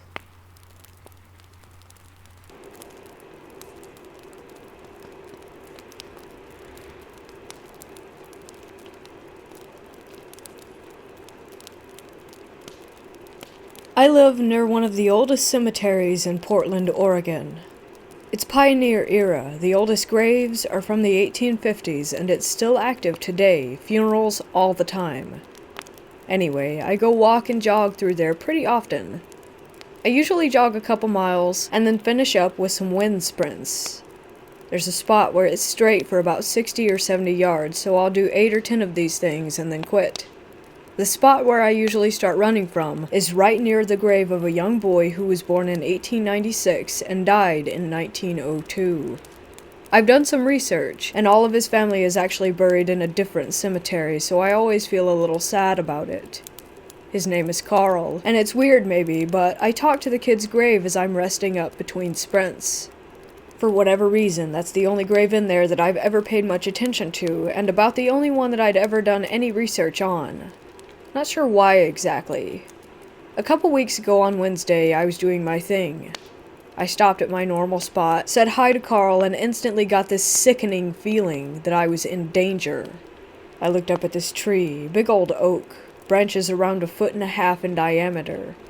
I was absolutely terrified, and I started running and got the hell out of the way. I was absolutely 100% sure that this branch was going to fall and kill me. I waited a few minutes, and came back over and started looking at this big oak tree and the horse chestnut right beside it. I couldn't decide which tree actually was going to fall, so I sort of blew it off as paranoia. Not really a credible premonition or whatever. The next day, on Thursday, I go for a run, avoiding that area. When I finished up, I went back and stopped next to Carl's grave. It was a little later than I usually go, mid-afternoon, and it's getting pretty hot out, so I wasn't really looking forward to running more. I didn't actually hear anything, but something told me you shouldn't go any further. So it's hot, I'm tired, I'm paranoid. I noped out and went home. The next day, it's Friday. I go back into the cemetery. A massive branch from the oak tree had fallen, knocked about 5 branches off of the horse chestnut. It all landed on Carl's grave and right on the part of the path that I usually jog on. Some parks workers were already cutting the trees up to clear the way. I asked one guy when it had fallen, and he said it had happened sometime on Thursday afternoon. I have no idea if I actually would have been there at that time at that spot, but it was weird enough to freak me out a little bit. Anyway, thanks, Carl.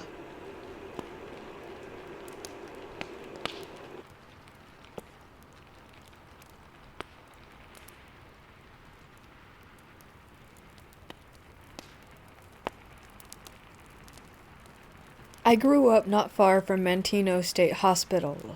It's an abandoned insane asylum in the far south Chicago suburbs. My dad would sometimes drive my family down there, and we'd circle around the property by car just for fun.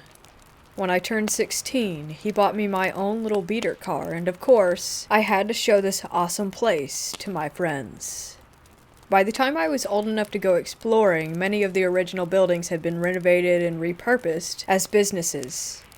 Half of the property was converted into a local VA hospital, and a quarter of it was torn down and replaced with new housing. Only a handful of the original buildings remained, all clustered in the back corner of the campus. One summer day, I took friends A, B, and C to go check it out. We brought our cameras and went with the intent to go inside and explore it. We parked in a lot where other people parked to go to work in one of the other buildings to avoid suspicion, and walked about a quarter mile to the abandoned hall. As we walked up to this creepy old building, I felt sick to my stomach and full of dread. The main doors were chained shut, and most of the windows were boarded up. I remembered walking on the porchway and choosing my steps carefully because the windows were busted out and there was glass everywhere. The 4 of us finally came upon a window that was accessible enough to climb into. Realizing that this was actually going to happen, I had a panic attack and couldn't go through with it. I was trembling and didn't want to be the scaredy cat, but I really couldn't do it. In fact, in just recounting that, I'm still scared. And this happened about 16 years ago already. Anyway, I handed my camera to friend A and told him to take the pictures. I was petrified and felt like I might puke at any given moment. Friend B and I walked back to the car in silence. I had a cigarette in the car while we waited for friends A and C to come back. My nerves calmed quickly enough. Friend B confessed that she was scared too, and was glad that I said something so that she didn't have to go in. Soon enough, our other two friends came running back at the car, full speed. We heard their footsteps pounding on the asphalt, and quickly unlocked the doors. I started the car up, and we were off in an instant. I assumed that the cops had arrived, so I sped off the campus and into town, hoping to blend into normal traffic. I asked them what had happened, and if the cops were called, and they said no. Both friends who had gone into the building said that they heard voices. Both of them said that they saw a hand curl around the frame of a big metal corridor door, and heard it slam shut with an impressive echo. Both of them testified that they heard someone crying, saying, "Where am I?" At some point, they got too frightened to continue and just decided to bolt. I was really spooked. Friend A, who had taken my camera, was eerily quiet. Friend C showed me that he had found a newspaper from 1979 on the floor, and he had taken it as a souvenir.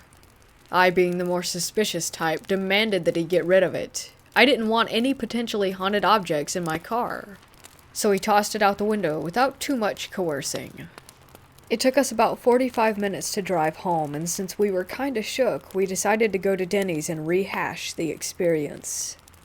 During the ride back, friend A fell asleep. This didn't concern me much at the time, but became an important factor to remember later on. We got to Denny's, and friends B and C went in ahead. I woke up friend A and asked him what happened. Why did they run? He said, "We saw someone sitting at the end of a hallway, cross-legged, on the floor. It was a man and he was crying, kind of rocking back and forth." He also explained that he believes it was the entity who used his energy to manifest, and that was why he was feeling so drained and passed out so hard on the way back. We had a late dinner and I drove everyone home afterwards. After I dropped off my last friend and was going back to my house, I distinctly felt someone pressing their knees into the back of the driver's seat. It's a familiar feeling, especially if you take the bus in high school. Lots of people prop their knees up on the seat and the feeling is unmistakable. I yelped and sat up straight so that my back wasn't touching my chair and drove home faster. The very next day, I picked up my cousin to go see a movie together. She blurted out to me that she thought she had seen someone in my back seat. I was immediately horrified, as I hadn't confided in her the events from the night before. I asked her which seat, and she said, of course, behind the driver's seat. That night I had a dream about a man. He was Caucasian, mid-30s, brown hair, and partially bald. He had brown eyes. He was wearing a white cotton vest, which I found odd. I instinctively knew it was the ghost that my friends had seen in the hospital.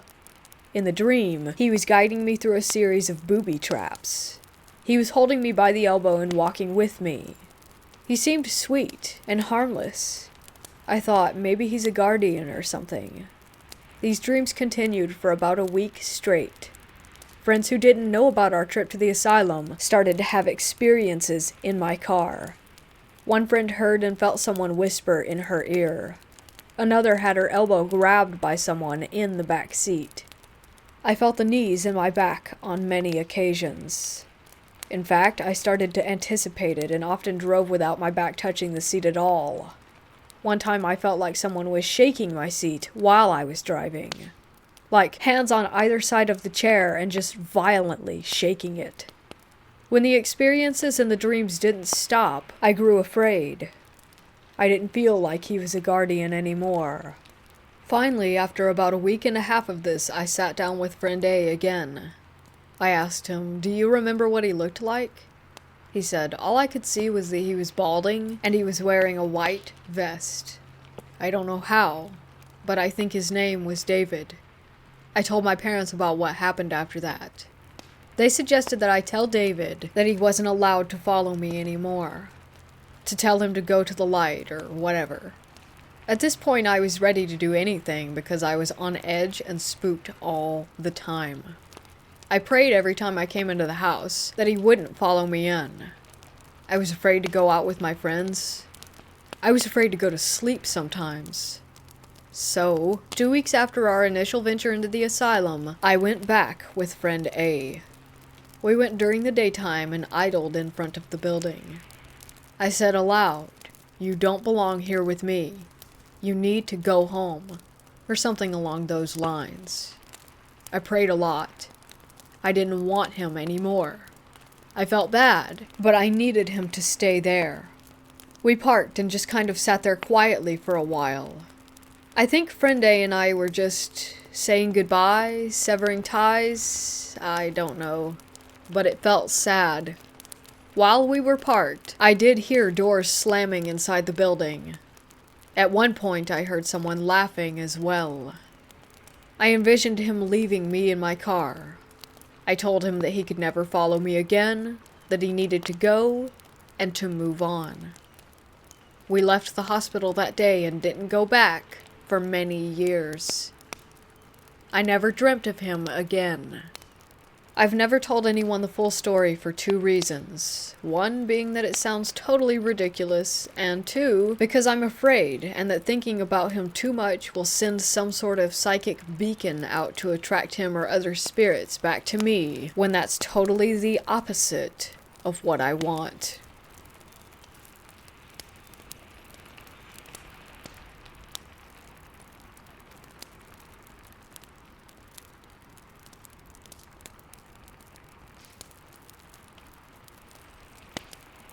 I was a senior in high school, and I always hung out with my sister, who was 5 years older than me, and her friends. That night it was us siblings, her best friend H, who was the same age as my sister, and our friend G, who was about 20 and enlisted in the army. We thought it would be a great idea, since it was close to Halloween, to play with a Ouija board for the first time. We got a Ouija board and decided to turn off all the lights in the house and light a few candles to really set the mood. So we sat on the floor of the living room and started our little game. I was sitting between H and G, across from my sister.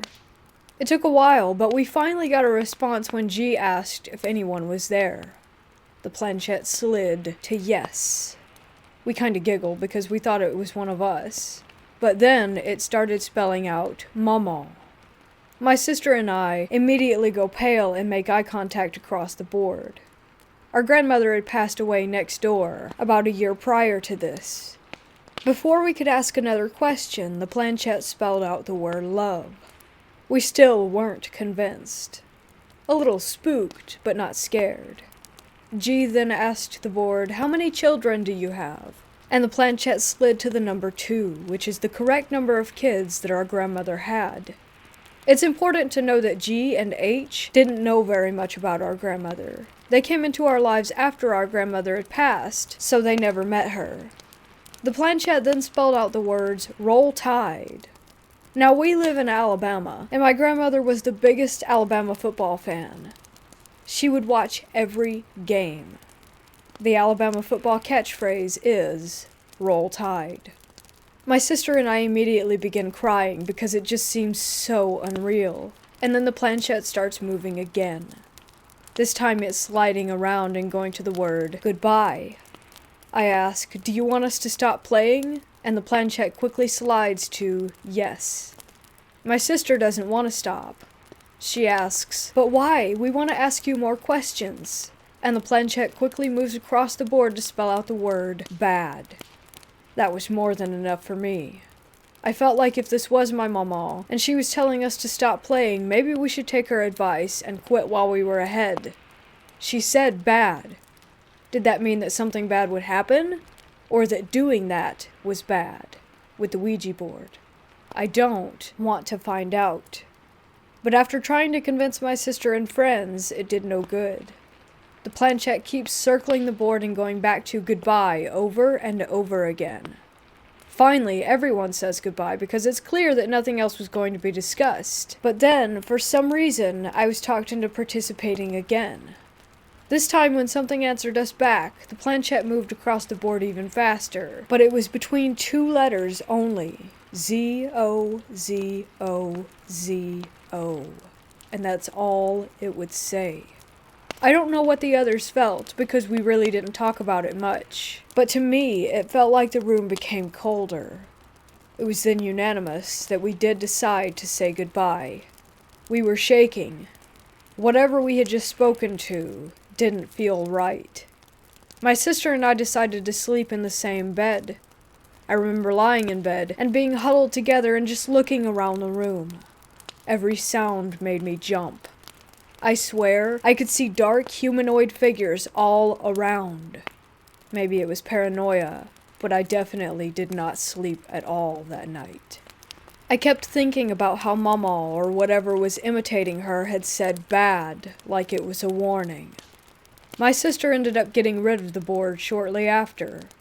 I'm not sure what she did with it. I know her and some other friends tried to play with it again in a very old graveyard near our house with graves that dated back to the 1800s. While they were playing, they heard what sounded like footsteps in the woods around the graveyard, and what sounded like scraping on one of the headstones. I don't plan on touching another Ouija board again.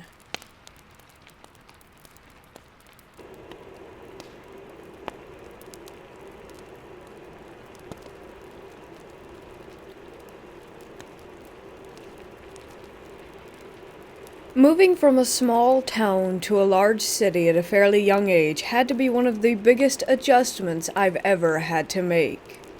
I knew no one. I had no idea how different it really was. I had no reason to think about it before we had to move. Not only was the way of life much different, but so were the people and the experiences. There were so many more buildings, cars, and people in general. And the dangers that lurked only just began to come so real for me. I've always had strange things happen to me that couldn't be explained, but I would always just shrug them off. I would play it off as if I was just tired most times and making myself see things that were not really there. Besides, I had no one to talk to about these strange encounters, and I was a young teenager. Who would really believe these outrageous things that I would just seemingly come up with? The church-going family that we were just wouldn't allow for such nonsense. The Lord protects us from all evil, that kind of jazz. On moving to the city, I eventually got settled after some time of rebelling. I was your normal, typical teenager, and I was angry because I felt like I had been made to leave my friends behind. I got into a lot of trouble and fell into all the wrong crowds. The whole stereotypes that people have of teenagers. I seemed to allow myself to live up to that stereotypical standard. I knew that what I was doing was wrong, but I didn't care. I found myself in some sticky situations that finally led me to a friend that showed me that what I was doing wasn't getting me anywhere with my life. For this story, we'll call him Bob. Bob was an older man. He was, I would say, at least 12 years older than I was. I was 13 at the time that we met. He had moved in downstairs from us with a friend of his that my parents knew. We met while helping his friend move furniture out of his apartment to have his carpets cleaned. Fast forward some time and Bob and I became close friends. Yes, it was odd myself being friends with someone so much older than I was, but somehow it worked at the time. There was this cemetery that was up the street from our apartment complex. We would go there regularly to visit graves and help clean them and place flowers on those that were unmarked to show that someone still cared for these people. We would always go during the day. It was such a beautiful and peaceful place. There were many rose bushes, green grass, tall shrubs, and some really pretty water fountains spread out across this large piece of land. It was easy to just stroll around there all day and lose track of time completely. One day we came upon this one tall, mass grave that was unmarked. It was so old that the headstone was crumbling, and the lot that it was on was caving in and had a hole about a foot or so deep just underneath the concrete slab. We were both curious about it and would visit the grave a few times this one week. We weren't sure what it was about this grave that drew us back to it each time, but we visited this person quite often. I can recall this time that we had gone later in the day. It was just an hour or so until it got dark. We were never there when it was dark because they locked the gates, and if they found you there after a certain time, they would kick you out. But they never saw us or bothered to tell us to leave. We were, of course, at this unmarked grave once again. Nighttime had finally fallen, and it was pretty dark. There were a few lights in the cemetery, but it was just a soft glow that filled the area we happened to be at. Bob and I wandered around that unmarked grave, and were admiring the other headstones around it. We just couldn't believe how old that they actually were. We ended up circling back, getting ready to head home. We walked back past the unmarked grave to say goodbye. I remember standing there on the side of the grave, where the hole was. I was just thinking, how could they not fix this, and wondered how far down that it went. Being the curious idiot that I was, I kneeled down next to this hole and decided to stick my arm into it. It was so deep that you couldn't feel any kind of gravel or soil below. I guess Bob had just kept walking, so there I was with my hand in this hole below this concrete slab. I stood up and went to turn around to walk toward Bob. He was a ways off in the distance, but I could still see him. Before I could take a step, though, I felt like my body wasn't moving. It was as if someone had a huge hold on me. I couldn't move, and I couldn't speak. I was stuck. Bob finally notices me standing where he left me and starts yelling for me to come on, but there was no moving for me, and I felt this grip just getting tighter and tighter. It felt like forever watching as Bob made his way back in my direction, going on about how he wanted to get home, how it was late. He was standing in front of me and looked at me like I'd completely lost it. He had been talking to me and asking me questions, and I, of course, could not move or make a sound. He reaches out to grab me to pull me along, and I didn't budge. As we stood there, he kept talking to me, seemingly thinking that I was messing with him, and he was laughing. Tears began to roll down my face. All I could think about was, how am I going to get this thing to let me go? Did I make it mad? I just kept apologizing in my head, saying how sorry I was for disturbing them, and that if they let me go that I would never bother them again. I'm assuming that they must have known that I was sorry for what I did. I drop to the gravel, and I quickly bolt up and take off running. I ended up leaving Bob behind. He came knocking on my door the next day to ask what happened. I had no idea how to even explain what I had experienced. All I know is that I have never bothered that grave again.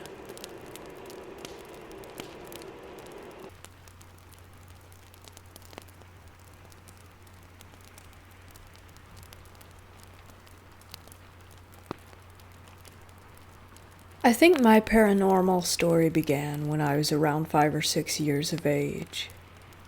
I was a shy and quiet little girl, but nothing in my life was out of the ordinary. I had both of my parents married, and a little brother 3 years younger than me that was sleeping in the same room as me. I don't know exactly how or when it all began, but things started to get weird at night in my bedroom. Every time my mother put me to bed and turned off the lights, shadows would begin to move around and scare me. By shadows, I mean black entities, like little insects crawling on the walls, standing figures with human shapes, even faces. I was so terrified of the night that I had a hard time falling asleep, and I can't recount how many times I had to turn on my little bed light to chase away the shadows that I was seeing. Nothing bad ever happened to me during those days. These shadows were always just passing by or staring at me, even though I recalled some times that were scarier than others. I remembered one particular night when I opened my eyes and there was just a face, centimeters away from mine, staring at me with dead eyes. I was on top of a bunk bed. Every time something scary would happen to me, my instinct was to turn on a light. Everything disappeared with the light, so I made a habit to save myself like this. And now, at 26 years old, I still need to turn on the lights everywhere I go because I cannot feel at ease in the dark. Of course, I told my experiences to my parents at the time, but they did not really take me seriously. I was quite imaginative for my age, so they thought it was just my silly little brain making things up. At the same time, my vision was starting to get bad and I needed to wear glasses. They used to tell me my blurred vision was creating scary monsters with the things in my room. Every time I was seeing the things in my room, I kept repeating my parents' words to soothe me, but I was still so scared, trembling, and unable to sleep because of what I was seeing. I had bad sleeping habits because of that.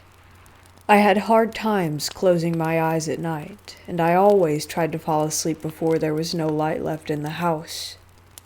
These experiences followed me my whole childhood, but with the years passing by, they were less frequent. The fear of the dark still lingered, but I could sleep more peacefully. When I reached my teenage years, it completely stopped. At times, I was even able to completely forget this part of my life. Funny how I never thought my house was haunted. I always knew deep down that it was my problem to bear.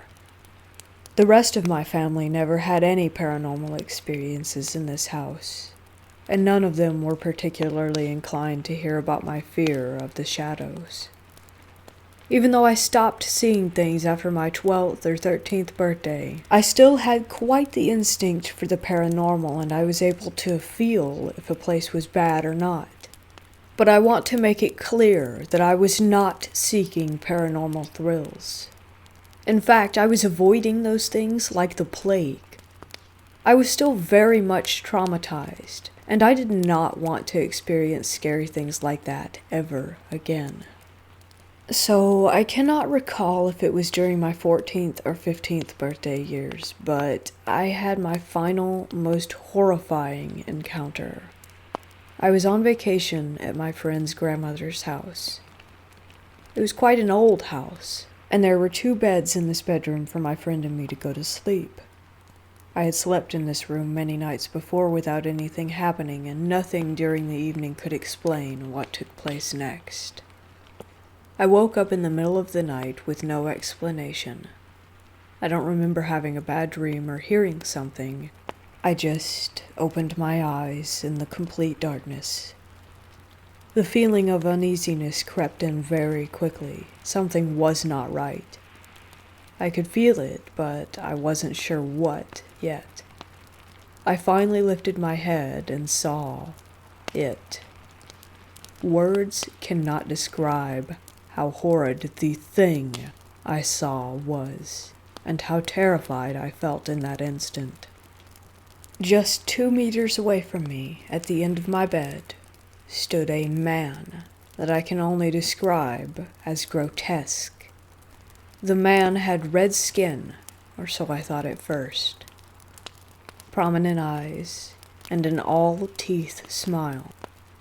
It was standing still and staring directly at me. We looked at each other for what felt like hours with no one moving. I was able to see every detail of it. More than 10 years later, I'm able to describe it perfectly to you. Its image is still ingrained in my brain like I was marked by a hot iron. Its red skin was actually no skin at all. It was made out of muscles, and its eyes and teeth were very apparent because it had neither eyelid nor lip. Its face was horribly deformed because there were several metal pieces under its muscles that were coming out at random places. It wore a black leather trench coat. I cannot tell you how terrified that I was. My heart plummeted to my stomach and my body felt an uncomfortable hotness within. It was the first time that I was seeing something so vivid and real, and my instincts were screaming that I was in great danger. I could not take my eyes off of the red man. Somehow I knew that I should not let it out of my sight. I didn't scream or panic, but I frantically searched for the light switch that I knew was within reach. The red man was standing still, just looking back at me. I don't know why, but I knew that it was completely amused by the situation and how scared that I was. Finally, I turned on the light, and I thought that I was saved. Remember how the light always helped me chase away the shadows? Well, this time, it did not fucking work. It was still there. It was still staring at me, and I could see it more clearly than ever. It began to shift away, getting closer to my friend's bed. Speaking of my friend, of course he woke up from the light that I had just turned on. He turned toward me, asking me what was happening. I think he knew immediately that something was very wrong from the face that I was probably making and my eyes locked on something next to his bed. He kept turning his head toward the red man that I was looking at, but he obviously was not able to see it. My friend kept asking what was wrong again and again, more panicked each time he was inquiring. I was so horrified that my lips were sealed, so I was not able to respond. The whole event took less than a minute to unfold, but here I was, completely terrified and spooking my friend to death. Finally, the red man began to fade away into thin air. During all this time, it did not break eye contact with me. It did not move its arms or its legs. It just kept staring at me with its eyes, with no eyelids, and staring at me with no lips. To this day, I have no explanation for it. It was neither a vivid dream, nor a sleep paralysis, and I know what I saw. To further validate my experience, let me tell you another weird thing I experienced not many years ago related to this story. After forgetting about this horrible nightmare for a decade, I happened to tell the story to my father. I was still very surprised by how vividly I could recall the events of that night, and how I could describe its face precisely. I was in an almost trance-like state while taking a bath after that, still thinking about what had happened. I was recreating the red man's face in my head. I began to stare at my own face in the mirror, a mirror that was at least 2.5 meters away from me. I stared at myself for minutes without really thinking about it, just having the red man's face in mind. Somehow, a feeling of uneasiness began to stir in me. I knew something was wrong, but I didn't know what it was at first. I kept staring at my face, in my trance-like state, until I finally realized what was not right with the situation. I was able to see my face. Remember how I told you my eyesight was bad? Well, it did not improve with time. In fact, it got really bad, and without my glasses, I can't see things clearly at all. And here I am, in my bathtub, seeing things clearly for the first time since my toddler years. I got really spooked, and the moment that I realized what was happening, I saw my vision getting blurrier and blurrier. I don't know what to make of the last story. I just wanted to tell you everything that happened to me. I have my own theories, but, again, I do not seek any truth, and I still avoid paranormal things like the plague. Well, that's about it, folks. I hope my experience was interesting to some of you. It was weird and unsettling for me to put words to these events. I feel like every time I mention these things, I put myself closer to the shadows and the red man that still haunt my nightmares to this day. As I said before, I did not experience anything relevant after my teenage years, but the fear of the dark and what it hides is still here.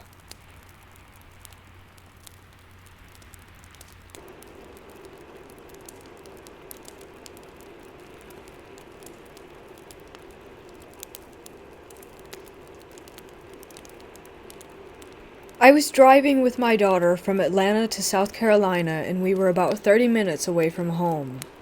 I was very familiar with the area because I've traveled there countless times. As we passed by a church, my daughter said, "Did you see that lady?" I'm like, "What lady?" She explained that there was a woman walking among the tombstones in the graveyard. I'm like, "Let me turn around and see." Now, I had gone just a minute or so down the road before I turned around so that I was sure to see her. As we got to the church, I slowed down, almost to the point of stopping, and there was no one. I turned around and actually stopped in front of the graveyard, and nobody was there. Now, this church was very isolated. There were no other houses for at least a mile or two. We didn't see any cars that might have been broken down, and there were woods to the back of the church. Like I said, I know this area, so we think that it was the spirit of a woman who was buried there. You have to ask yourself, why in the hell would a woman be walking around in a graveyard at 3 a.m. in the morning? No houses for miles, no disabled car. Very spooky. By the way, my daughter sees spirits, and she's an empath.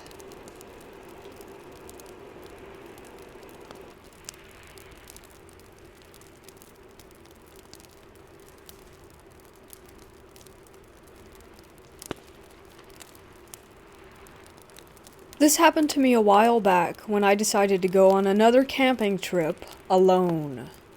I always liked camping alone.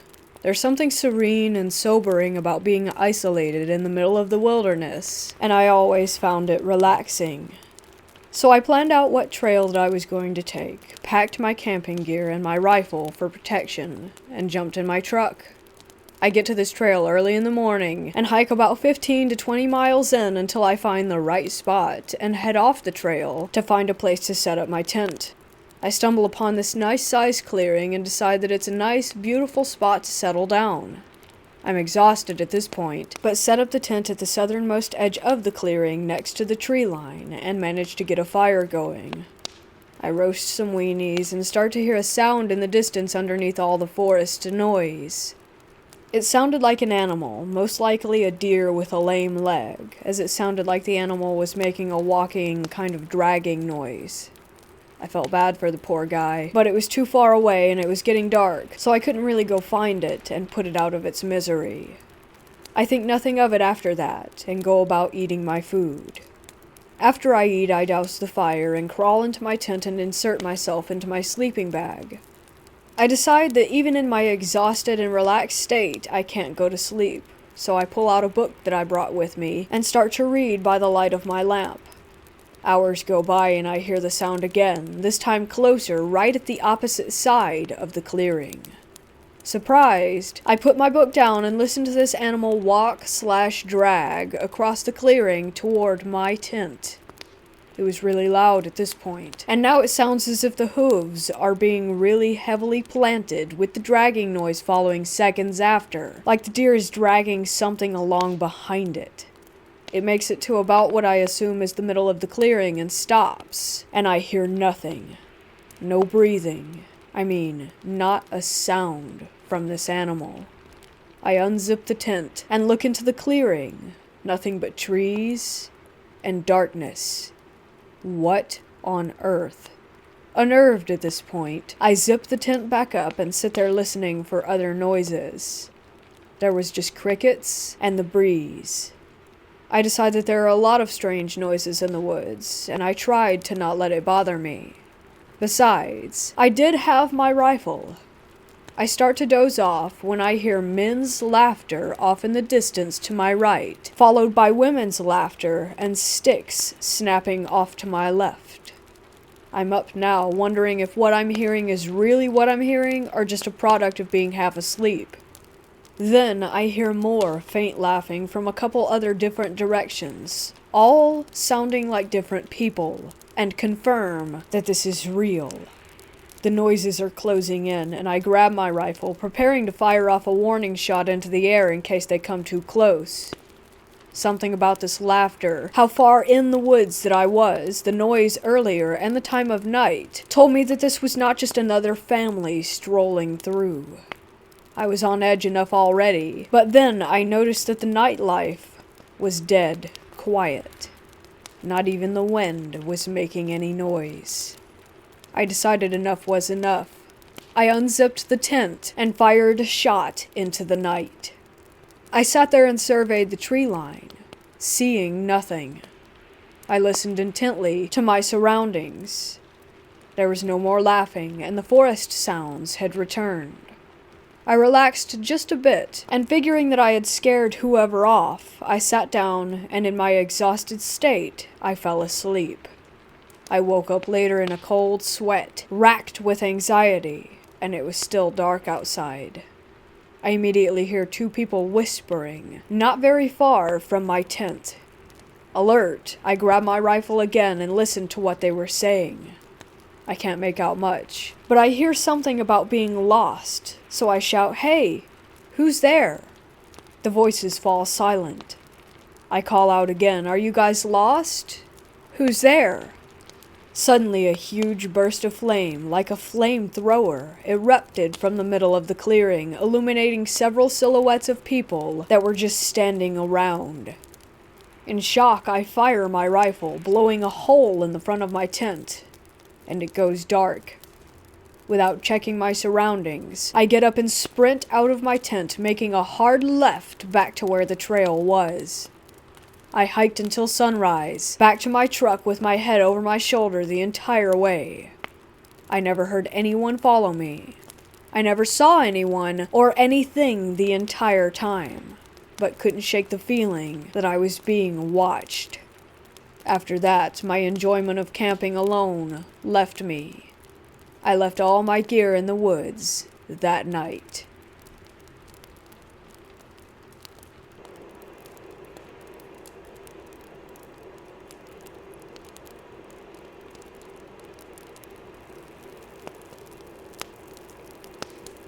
The story I'm about to tell happened when I was little, so basically it's my mother's and my uncle's version of it.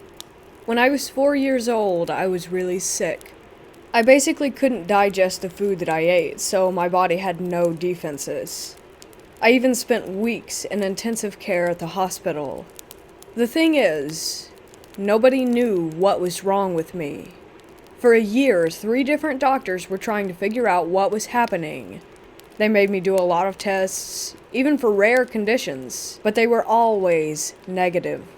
My mom was completely desperate. In her own words, "You were gonna die before I could even figure out what was taking you away." One day, my mom was with me at my uncle's house. He's my dad's brother, and he lives with his wife and the mom of his wife, who was like a grandmother to me. So this old woman told my mom that she was beginning to think that I was possessed by a spirit. I live in a place with a lot of esoteric beliefs and traditions, especially followed by the old people. She asked my mother if she remembered going to the cemetery while she was pregnant with me. At that moment, my mother remembered that she had gone to bring flowers to her father's grave on the day of All Saints. There's a legend here that if you go to the cemetery while you're pregnant, or with a newborn baby, the spirits will try to possess it so that they can get to live again. My mom and uncle threw me into the car to take me to a church known for such cases. They said that I was screaming and crying the whole way in the back of the car. "Let me get out, I don't want to go there." I didn't even know where we were going, or why, since they didn't tell me anything. My uncle was driving, and suddenly, we hit a traffic jam. He tried to slow down the car, and then he realized that the brakes weren't responding. He kept stepping on the brakes without the car responding until we were about to hit the car that was standing right in front of us. All of this happened in a matter of seconds. Then the car stopped completely, just inches away from colliding. When we were sitting still, the strangest thing of the trip happened. They both felt as if several people from the outside of the car were pushing the car, shaking it to one side and the other. I was still screaming. Long story short, we arrived to the church. I didn't want to come in, but I finally did. I was crying all the time. When we got out, I was in a much better mood. My mom bought me donuts on our way to the car. I ate one and then puked, but it was as if I had puked up something with sandy texture. Something completely dry. My uncle stopped the car and got me out in case I was going to keep getting sick. Suddenly, I did a strange sound. It was like a burp, but way too loud and deep sounding for a small 4-year-old kid.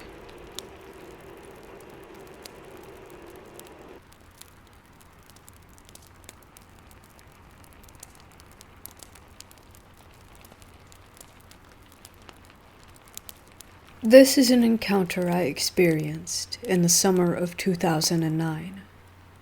I was born and raised in the plains of Texas, specifically in an area where black-eyed kids sightings are prevalent.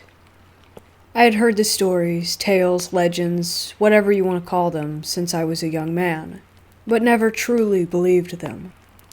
The black-eyed kids were mainly something I entertained as a joke, or something to get a rise out of people. This changed in the summer of 2009. It was a warm night in June. I was up late, around 2 a.m., as I typically like to stay up late, especially in the summer since it would be fairly warm even after the sun went down. I had just run up to the store to grab a big fountain drink and was returning into my house through the back door when I was approached by two kids, a boy and a girl. I was very startled once I realized that they were there, since I wasn't expecting to encounter anyone in my backyard so late at night. The little boy asked, "Could we come in? We need to use the phone, we're lost." This is when I noticed the blackness of their eyes. Both of them, so dark, they were like pits. This is also when my heart sank. I couldn't believe I was actually seeing them, that they were there, right in front of me. As I mentioned before, I had heard the legends of the black-eyed children most of my life, so there was no way I was going to let them in my house. I darted inside and locked the back door as quickly as I could. Once I was in, I ran upstairs and flipped on the lights to try and see if they were still outside. Thankfully, by then, they were gone. I had so much adrenaline pumping by that point, though, that I grabbed a weapon and began searching the house and making sure all doors and windows were locked. It took me hours to get to sleep that night, and it's an encounter that will stay with me for the rest of my life.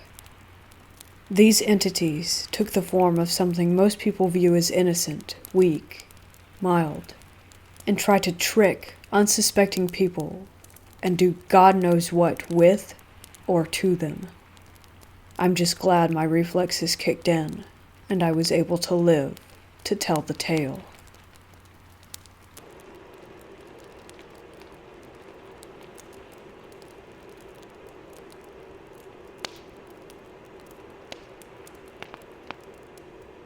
It was my last year of college, and after getting dumped by my first significant girlfriend the year before, I ended up involved with a woman who lived next door. It was not a healthy relationship for either of us, but I think we cared for each other despite not always being good to each other, and we somehow stayed involved for like a year. One morning while we were brushing our teeth and getting ready for the day at her place, she mentioned a video assignment due in a couple of days. She grew up in a large city and was unfamiliar with the sleepy New England region that we went to college in, but she knew that I had gone to high school about an hour away and had family in the area, so she was hoping that I might be able to suggest somewhere interesting to get footage. I suggested that my parents were buried in a pretty cemetery near the high school in town, and that I hadn't stopped to pay my respects for a bit, so I'd be happy to drive her over there after classes. She liked the idea, and we agreed to meet up in the afternoon, grab some dinner, and go by the graveyard so that she could take her footage. Only we kind of screwed up. It was probably late fall by that point, and the days were getting noticeably shorter. If I remember right, service was slow at the restaurant, too. By the time we were getting into my hand-me-down Dodge Grand Caravan to head out to the graveyard, the sun was going down. Not ideal for shooting some quick, amateur footage for video class. As I said, the graveyard was near the high school, which was a little outside the town proper. You passed the school, and then there was this windy road kind of into the woods and up a sizable hill or small mountain overlooking their football field. About halfway up, there was a turn off into the cemetery. It was a peaceful little spot, and my grandparents had plots next to each other. I had visited a lot in the daytime in my first couple of years of college. My grandmother had passed away when I was in high school, but my grandfather lived on a few more years until passing away early into my first years of college. Since I was nearby, I visited him a fair bit as his health began to decline, and in retrospect, I really value those opportunities to spend some one-on-one time with him, even if I feel a little guilty for not appreciating it at the time. I was a snotty 19-year-old and didn't realize what a cool guy that he actually was, and how lucky that I was to be part of his life in that way. After he died, I continued to stop by the cemetery several times a year to check on their grave sites and pay my respects. I had been to the cemetery a lot, but never after sundown. There were two entrances, the main one that took you through the center of the graveyard, and a side entrance that led out onto a little road, just big enough for one car that was a straight shot to my grandparents' plots. To the left of this little gravel road was an open field with newer-looking graves, and to the right was a more overgrown area with older-looking headstones, and the real tree line for the woods beyond that. Even in daytime, because of the brush and the shade from the trees, it always looked dim off that way, and my sister and I had both remarked about how it was kind of creepy over there. So this woman I was seeing and I were driving to the cemetery at sundown, just hoping that we'd be able to get in and figure out how to get some footage for her assignment. The main gate was locked, but the side entrance was open, which was better for us anyways, since it was the more direct route to my grandparents' graves. I pulled the minivan in slowly, careful to stay off the grass as much as possible, and we stopped and got out at the intersection nearest to where my grandparents were buried. She got the camera she had checked out from the school's library equipment room, and was trying to get some footage of the headstones or something while I walked over to say hi to my grandparents. Only it was too dark, and after a couple of minutes she asked if I would turn the headlights on to see if the light would help her get something usable. Not knowing how long we'd be out there, and not wanting to drain the battery, I decided to just go ahead and turn on the engine too. After a few more minutes, the van started acting weird. It wasn't a new vehicle. My parents had bought it before I was in high school and had given it to me years before, so I was pretty familiar with the sound of the engine idling. That night in the graveyard, the engine began to make unfamiliar noises. It was very high-pitched and loud for an idling vehicle. That immediately raised concern for me because the last thing that I wanted was for the van to break down in the middle of the cemetery where we may or may not have been trespassing. I started to walk back toward the van to investigate. As I walked toward it, though, the headlights began to flicker rapidly. It was sort of an inconsistent strobing effect, which was like a what the heck kind of thing. They had never done that before, and never did it after. Same with the engine noise. Then I heard something even more disturbing. To my side, off in the wooded area with the older graves, something started moving around in the brush. I looked, and in the darkness, I swear, I saw movement to accompany the sound.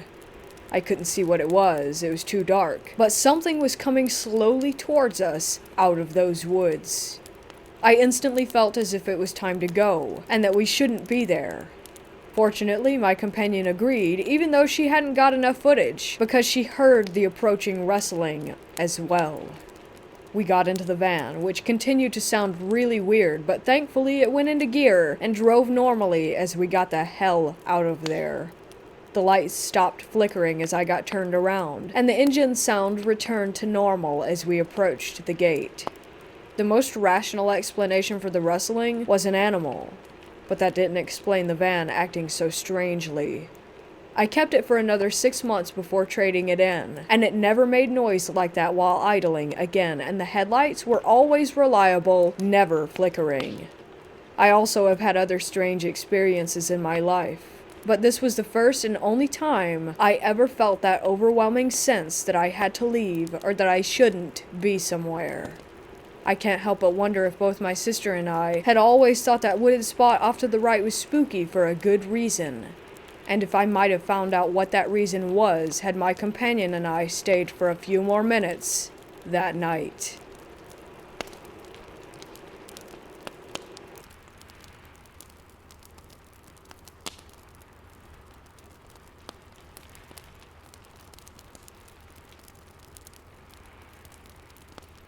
Back in the mid-'80s, we were traveling through Tennessee on the way to visit friends in Texas.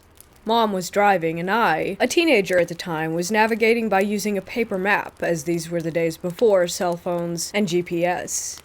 We made it past Nashville on I-40 pretty late at night. We were maybe an hour outside the city. I was charting our progress old school with pencil and paper. We pass an exit, I mark it. A minute later, a summer thunderstorm hit. Visibility dropped to nothing, all traffic slows to a crawl, and we decide to pull off at the next possible exit and find a motel to spend the night, because there's no way that we're making significant progress in this storm. Slow, white-knuckle driving ensues. An exit looms up on the right, no signage that we can see in the downpour, and we take it. At the top of the exit ramp, we turn right toward a brilliantly lit up gas station. It was a left turn onto an overpass crossing I-40 with no lights from that side of the interstate. We were on a dinky little road at that point. To our right, there was a gas station which we're rapidly passing. To our left and back behind some trees was what appeared to be a motel, but you couldn't make out the sign well in the rain.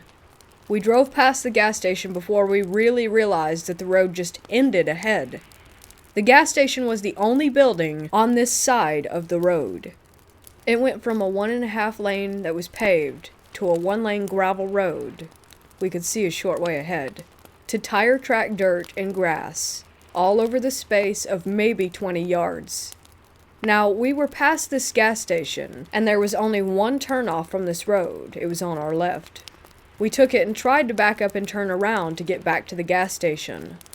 Unfortunately, the paved slope of that narrow, driveway-sized turnoff led steeply down into a huge mud pit. No backing up out of it. My mom put the car into low gear, turned hard, and headed back for the gravel road through the mud. We almost made it, but got mired out. The front passenger tire caught on the corner of an exposed concrete storm drain, maybe 3 feet from the road. Out of the car, into the rain and mud. We walked to the gas station. The place was spotless, super bright, and had 2 young men behind the counter. What sounded like one of Elvis's songs was playing on their radio inside. Attendants' first words on seeing us walk in were, "Did you get stuck in the mud?" They said it as a super enthusiastic, way too happy greeting. Like Disney staffer welcoming you as you walk into the park for the first time levels of happy. Also, these night shift clerks were dressed in suits that looked about 30 years out of date. The place was kinda creepy. We admitted that we had, indeed, gotten stuck. We asked if there was a towing company that we could call. They pulled out a phone book. Again, this was before cell phones or the internet, and started talking to each other. It was not a Nashville phone book, some little township. Population couldn't have been more than 100 from the handful of white pages, but the book had dozens of yellow pages of nothing but tow truck companies. Like literally hundreds of tow truck companies for this town too small to appear on the map. The attendants had a friendly debate about whose turn it was to get a car out of the mud. They decided to skip over the company who was theoretically next because there had been some sort of problem with them the last time that they were called out for a tow.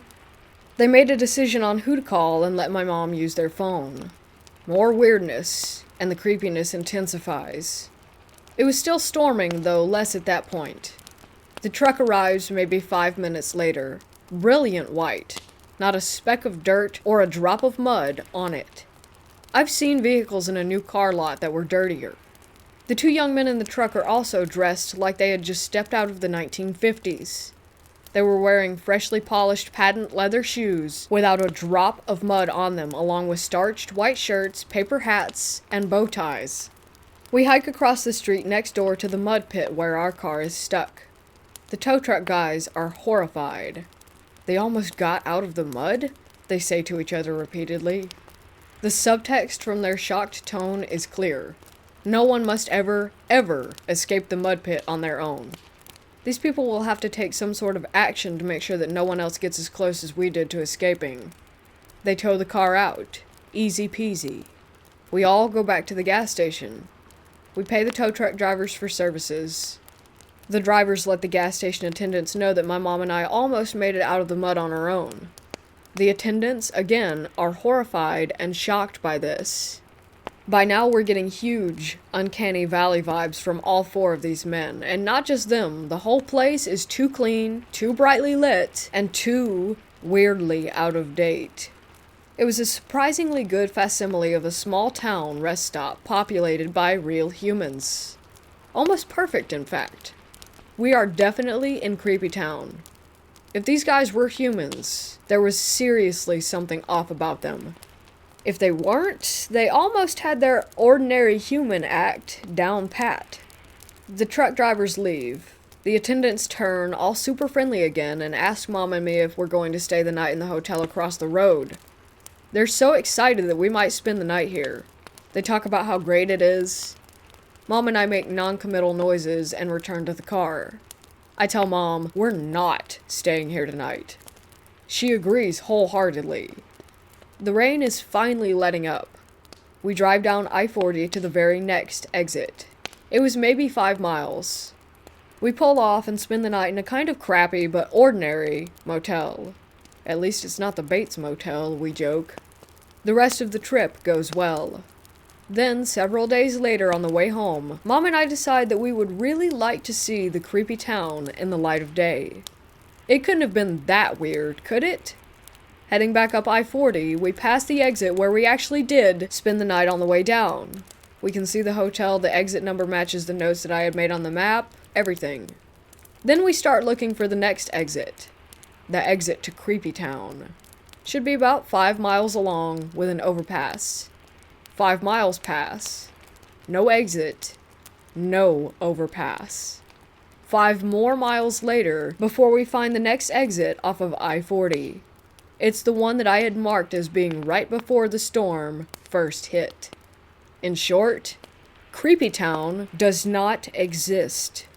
I have traveled I-40 many times since, often remarking that, hey, there's that exit where the weird storm hit and we went to Creepy Town, and there's the exit that we actually did spend the night at. We never found the Creepy Town exit between those 2 points, ever again.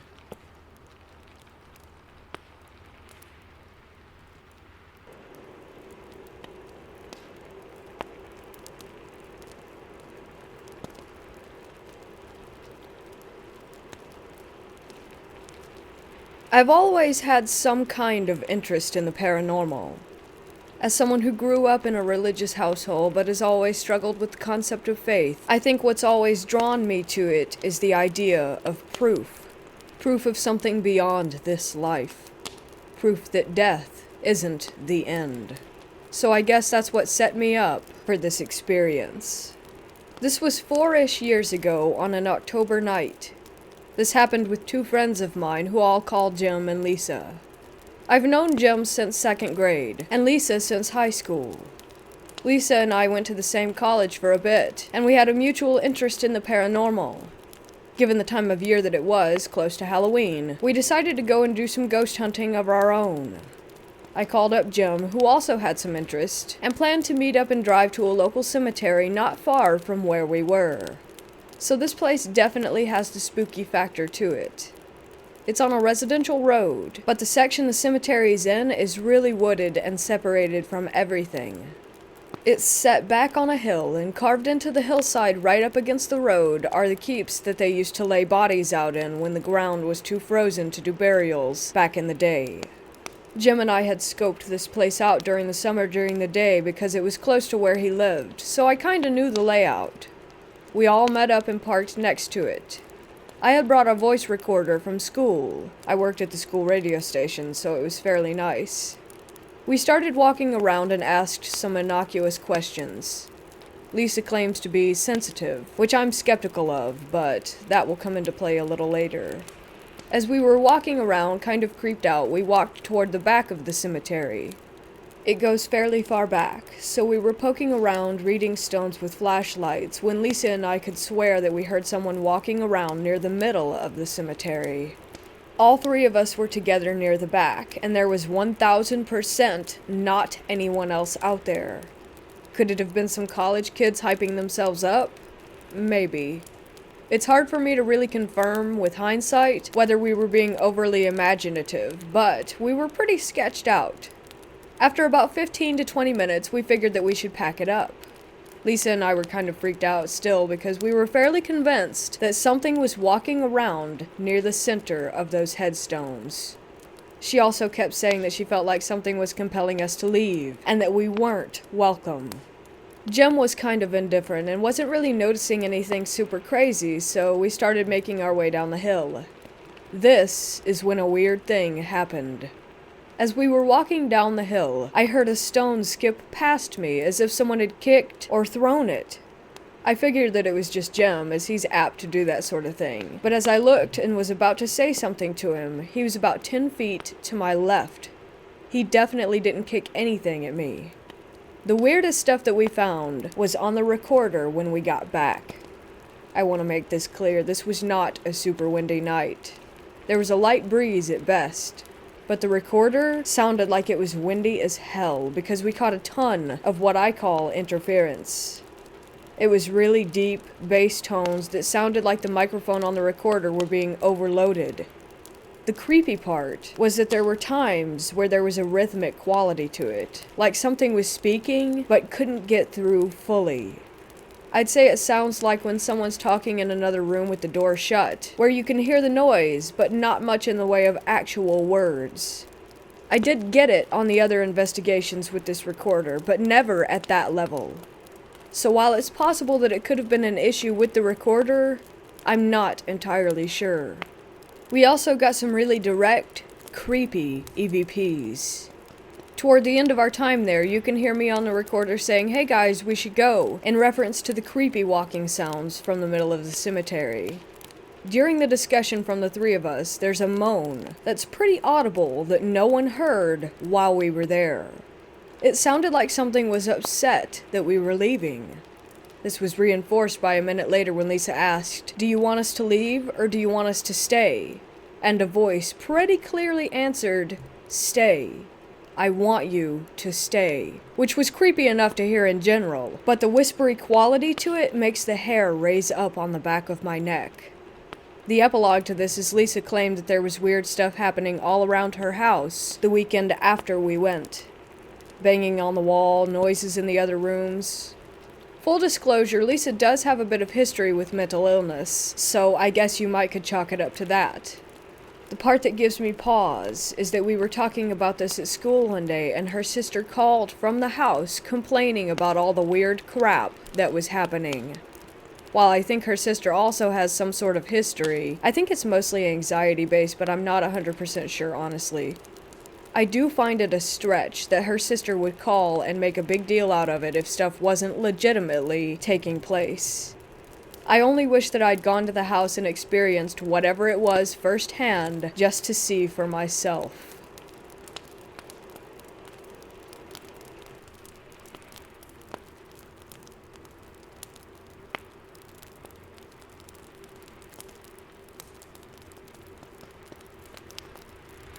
This is a completely true story. There was one time about 2 or 3 years ago. I was out in the woods camping with my brother, and we had just gotten there around 4 p.m. to set up and all. Once we had settled in, we got a fire going. I told my brother I was going to go get some firewood because we only had enough to get it started. So I went out, and it was around 7 p.m. Then I got really cold all of a sudden, even though the weather was not cold at all. When I got the sudden rush of coldness, I felt a heavy feeling of just pure evil, hatred, and despair. I immediately went back to my brother.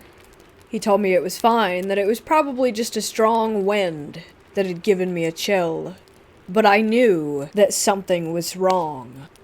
We sat around the fire, and I just felt like someone or something was watching me. Once again, I started to feel the same feeling of evil, but this time faintly. It slowly started getting worse and worse, almost as if it were growing inside of me. I brushed it off and went back to bed. At around 2:20-ish in the morning, I heard something that sounded like a scream, and it woke me up. I looked around in the tent and got a flashlight. When I turned the light on, I noticed that my arm was bleeding and had been cut open by something in multiple spots. I woke my brother in a panic and told him what had happened. He said he didn't know what I was talking about, and my arm wasn't even cut, even though I was looking right at it and it was obviously slashed open and bleeding. I said, "Are you joking?" And he continued to say that nothing had happened to me and that I was just pranking him. At that moment, I felt a huge amount of pain in my arm, and then I heard the scream again, but it didn't sound like how a human would scream. It was more of a screech, as if there were an animal or some creature in the distance that was in pain. I looked at my brother and asked if he had heard it, and he asked me, "What do you mean, did I hear that? There was nothing." At that point, I was afraid for my life. I was praying that nothing else would happen, but after a few minutes, I heard the scream again. Every time I heard it, I would feel that dread, that evil again, and my arm would start to have a burning sensation. Eventually, all of it stopped, although after that, I wasn't able to sleep for the rest of the night. The next morning, I told my brother that I wanted to leave ASAP. When we went to get into the truck, I could have sworn out of the corner of my eye that I saw something run through the woods. I looked to the right while packing the stuff up, and 4 of the trees had marks like they had been clawed by something. But the thing is that the marks were at least 12 feet up in the trees, maybe higher. I was so tired and scared that I couldn't even think about it anymore. I just got into the truck, and we left. To this day, I still haven't gone camping again.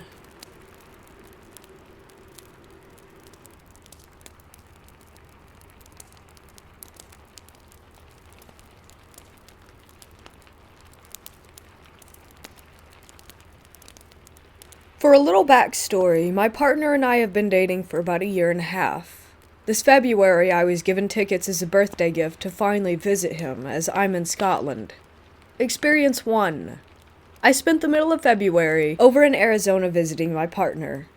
While we're both interested in the paranormal, I believe in it all, having had multiple experiences, whereas he tends to just humor me, not believing in it much himself. He's never mentioned anything odd happening in his apartment, but I saw, heard, and felt small things the first couple of days that I was there. One morning in particular at around 4 a.m. I was on the sofa playing on my phone, jet lag, when I looked up and saw a figure standing over him as he slept. It was similar to a shadow person phenomenon, just a dark humanoid shape, but it felt nasty. When I saw it, it turned, almost as if it was startled to see someone else in the room. Never mind, someone who could also see it. It did sort of a double take and then disappeared, but the energy in the room felt off. I performed a cleansing ritual that I've come to rely on when negative energies are bothering me. For the remainder of my trip, the apartment felt light and airy, with the exception of later that day when I was taking a nap and felt what I thought was my partner standing over me watching me sleep.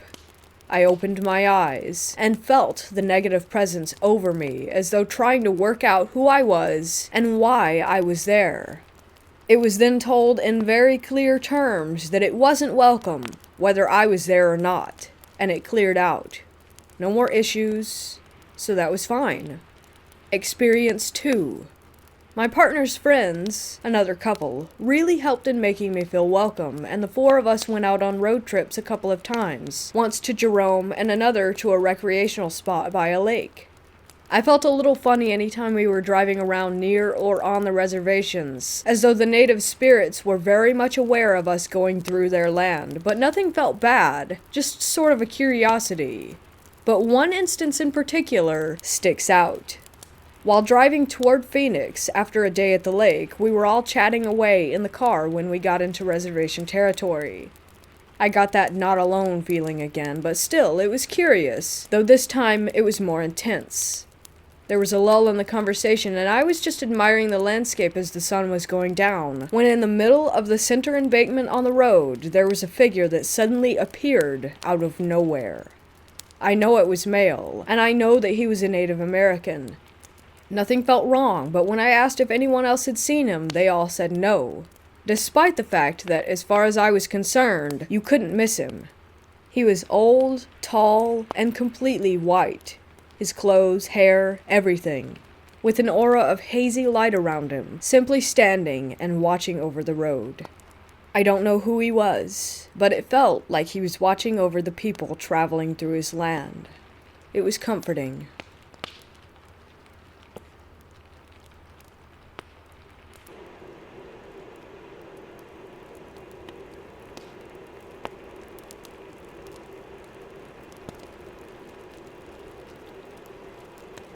I travel to many different cemeteries for work in Massachusetts. I'm a grave salesperson and go to these cemeteries on an as-needed basis. One day I was finishing up a sale and decided to use the bathroom in the tiny office shed in the back of the cemetery. The door to enter the office was locked, but the bathroom door was broken and wouldn't close all the way. I didn't care that the bathroom door wouldn't really close because no one was coming into the office anyway. It was late, and all the groundsmen had went home for the day. Just as I was finishing my business, the bathroom door slams shut, and since the knob was broken, the door just bounced and swung open. My first reaction was that someone had entered the office and the air pressure had sucked the door open. I run out and see that no one had come in. There were no open windows to cause a breeze. This door just slammed and opened all on its own. I was shaken up, but I still had some paperwork to complete. I acknowledged that there may be a presence in the room with me, but I didn't want to appear frightened of it. So I sat down in there for a few minutes and took my time finishing my work. Nothing has happened there since then, but I always acknowledge the entity as if it's watching over the place.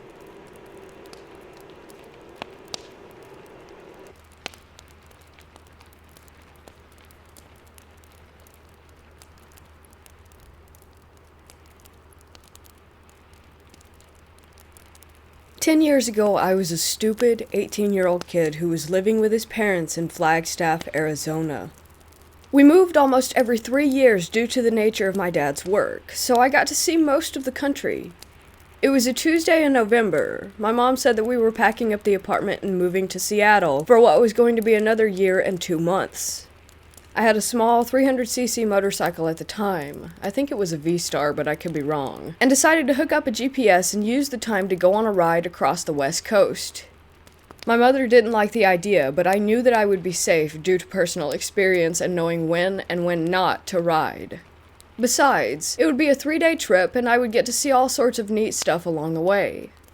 I notified my job that I was going to transfer, threw on my saddlebags, and a day later was on the road. I made it all the way through western Nevada in order to avoid LA traffic, and stopped prior to taking the I-5 into California. That evening I stayed in a Days Inn hotel. After breakfast and a talk with the locals, I crossed through Reno into western Cali. From there, it was only 4 more hours until I reached Oregon. Luckily, I had time to spare, so I wanted to take some back roads and discover what this dank, damp state had to offer. It was fall, and there was a deep chill in the air.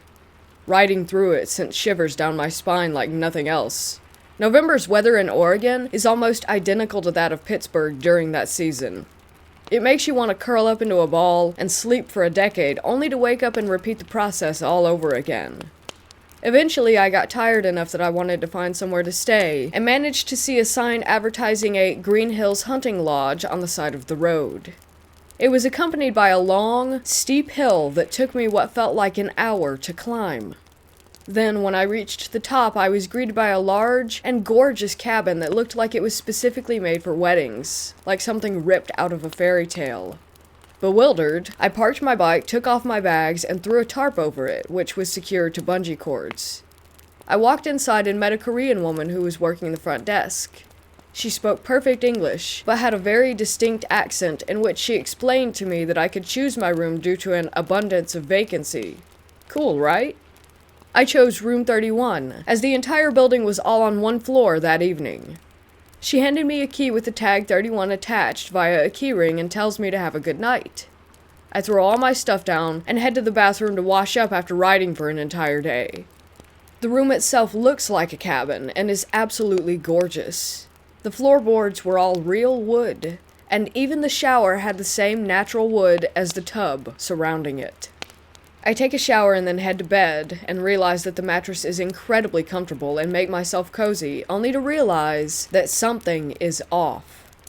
It's not something obvious, but I knew that there was some sort of oddity about this place.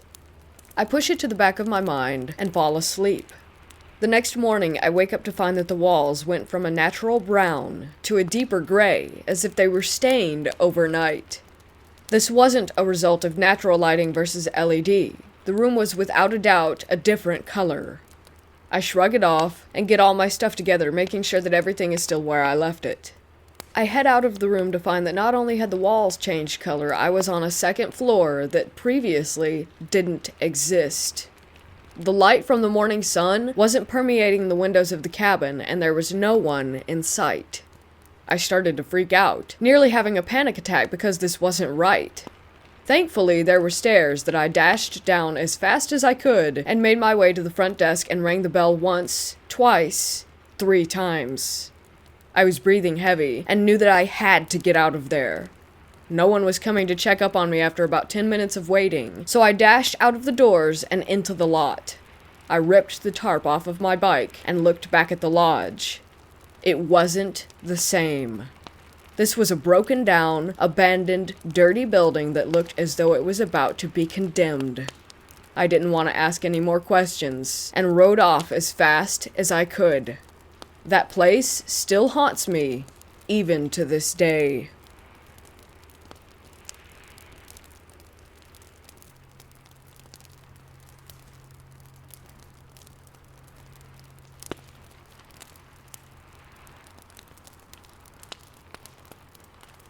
This happened in January of 2016 when I was in my late teens. This story keeps coming up amongst my friend group, and something about it kind of bugs me. I have no clue what I really saw. I just know that it seemed paranormal and not anything that could be explained. I live about 2 hours away from an abandoned campus that was used as both a tuberculosis hospital and an asylum until the 1990s. I didn't really research it, nor did I believe in the paranormal at the time. I just thought that it would be so cool to go to an abandoned place. So I brought my 2 guy friends with me, one my age who was into the paranormal and had been there before, and one who was older than us, and my one friend that was a girl. I'm also a girl. It's one of those places that you'd get in trouble for trespassing at, so we hid my car and snuck in through a broken fence. I should mention that we went at around 8 or 9 p.m., so it was really dark out already. We go into the main building and are fine. We're not feeling anything weird, nothing like that. We exit that building and go into another that's maybe 2 buildings away, but within a couple of minutes we end up at the exact place where we exited the first building, the main entrance, and that felt a little off. We decided to venture into the basement. My girlfriend and I felt uneasy immediately, and suggested that we go back upstairs instead, which we did. We go up into the place where they kept children. This was evident because of all the children's toys on the ground, and there was a soundproof room. Some of the toys were moving, and there was a ball that was bouncing on its own. Our friend who's been there before stopped us while we were walking through a hallway. We heard a door slam, followed by footsteps in front of us. The hallway in front of us was also pitch black, while the rear of the hall was at least lit up a little bit by the moon. We turned around and went back.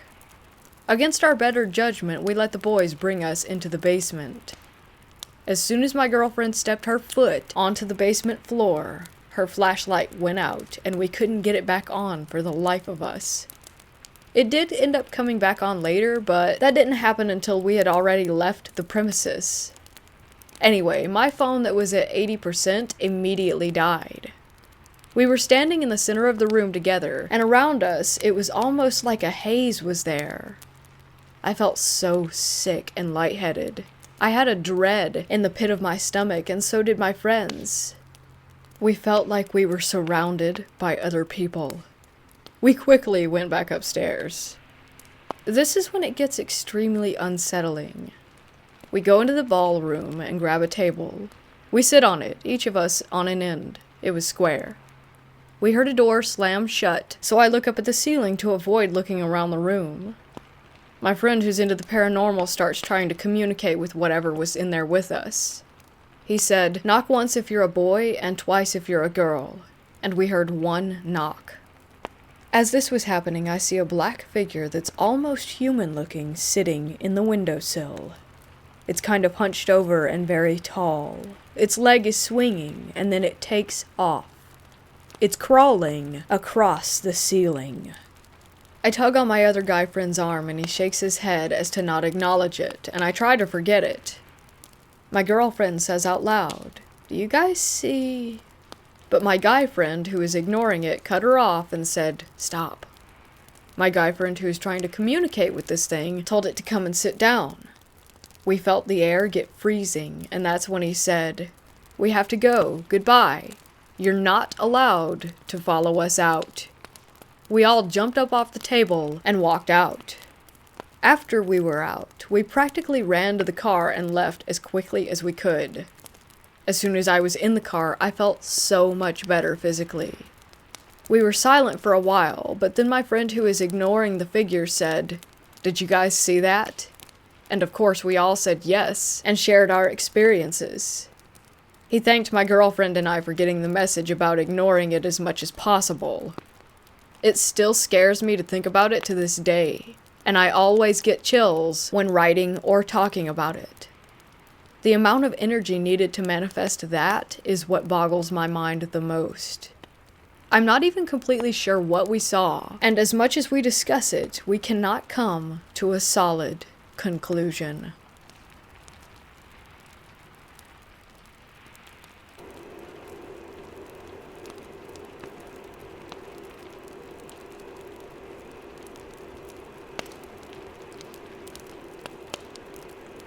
I live in Lompoc, California. I also live across the street from the cemetery. I used to hop the fence on one side of the cemetery to go to a friend's house who lived on the opposite side of it. If I went around, it would easily be a 4 to 5 block walk to her house. The keeper of the grounds who lived there called the cops on me several times, so I stopped. I also have been driving for years now, so there's no need anymore. Anyways, on one of my walks, I noticed a treehouse in the cemetery off to the side. It was in a trench in a deep wooded area. There's been a few nights when I've gone and hung out inside of this treehouse with a few friends. However, every time I went, I would see spirits. I was scared many times, but seeing my friends happy and enjoying themselves was what made everything worth it. Except for one night in December of 2018 when I had brought new friends with me. During this time I was going through a lot and kind of hanging out with a bad group of people, some of whom were with me that night. Like I've mentioned, I always at least see something, but usually only for a few seconds. This time, though, I saw a rather large man, kind of burly yet completely transparent. I felt him before I actually saw him, how sad and lost he was. But I could also feel how gentle that his soul was, and that he was only looking for help or just someone to understand. Since I could feel him, I started hearing footsteps breaking twigs, leaves, and such. After the initial feeling, I started hearing footsteps breaking twigs, leaves, and such. My friends heard it too. I looked over, and I saw this man, and all I could feel was how confused that he was. He started to walk up, but froze once I saw him. I yelled out to him that it was okay and that we weren't going to hurt him. I told him that it was safe for him to be there if he wanted to stick around, but then my friends wanted to leave with how freaked out that they were. I walked out first to be his guide, and he walked in front of me until he disappeared seconds later. I don't think I really helped him, considering that I didn't have much chance being with that group of friends and all, but I could feel just how gentle that he was, like I said. Sometimes I feel that gentle presence whenever I visit the graveyard, and I think of him. Today I went, because today is also the anniversary of me losing a friend. I felt that gentle presence when I visited her grave today.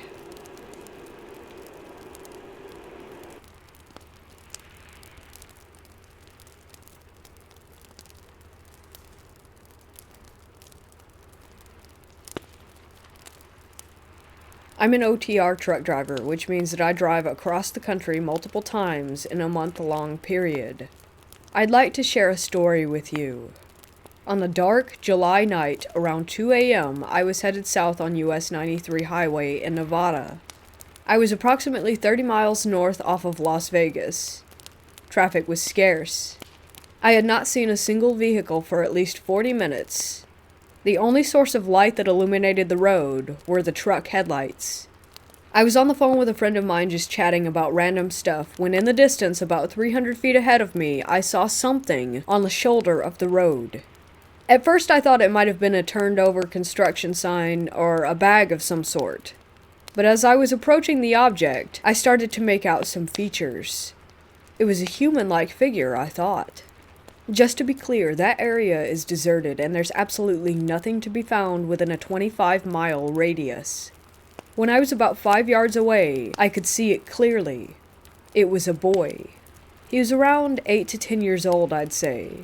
He had a school backpack and a white plush bunny, and his right arm held tightly against his chest. He was just standing there with his cold stare, completely unemotional, looking me directly in the eyes. He didn't break the stare as I passed him.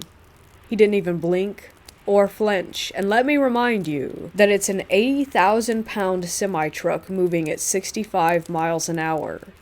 My heart was racing. My whole body was covered in goosebumps.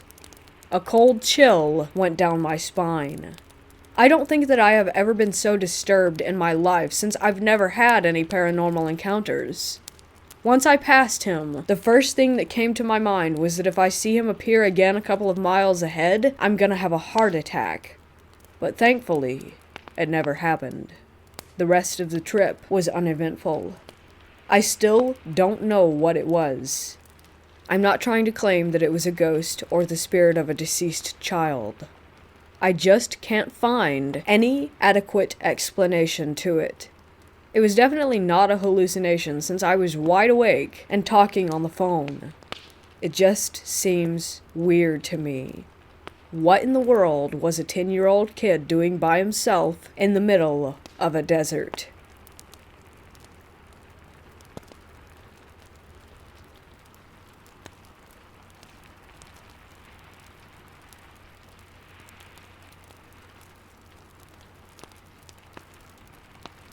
My family and I lived at a large property called Gladstone Villa in the former mining town of Bargoed, in the Caerphilly County Borough of the South Wales Valleys in the UK. From 1969 to 1978, we experienced activity that simply defied rational explanation, such as lights going off and on. We witnessed electrical cables being pulled, and my grandfather Bill claimed to have had a glass bottle thrown towards him as he entered the main bedroom, missing him by inches. I didn't personally see this myself, but I still recall the time he came from there with the broken bottle in his hands, and he told us what happened. There was the occasional sighting, but this was very rare indeed, so rare that in all the 9 years I was there, I never once saw it. But I did hear it many times in the bedroom. It's still worth mentioning that my mother, Caroline, saw it on at least 2 occasions. There were also regular footsteps heard in the main bedroom every evening. Sometimes during the day we'd all be downstairs watching TV. One of us would turn the volume down to hear it more clearly, and my grandfather Bill would point to the ceiling and say, "He's by there," or "He's by there now," trying to make out where the footsteps were coming from exactly. There were 5 members of the family that were living at the Gladstone Villa. My maternal grandfather was William Higgs, known as Bill to family and friends, a retired miner who worked at the local colliery. He was a short, bald man who liked nothing more than to listen to his country and western LPs, Johnny Cash, Glenn Campbell, and so on. He also liked westerns on TV that starred John Wayne or Clint Eastwood. My maternal grandmother was Rita Higgs. She was a short woman who was a housewife. She was completely teetotal, but liked to smoke. She also liked collecting garden gnomes and liked watching soap operas on TV. My mother, Caroline Dexter, met my father at the local bakehouse on Baldwin Street. She was day shift regularly and my father worked the night shift. He would stay behind to make her a cup of tea and chat. They dated for 3 years before they got married on Monday, the 1st of April, 1968. The Beatles were number 1 with Lady Madonna. They did not get a place of their own, but they decided to live with my grandparents at Gladstone Villa, which was in Cardiff Road. I was born on August 24th, 1969, when everyone was listening to the latest number 1 in the charts, Honky Tonk Woman by the Rolling Stones.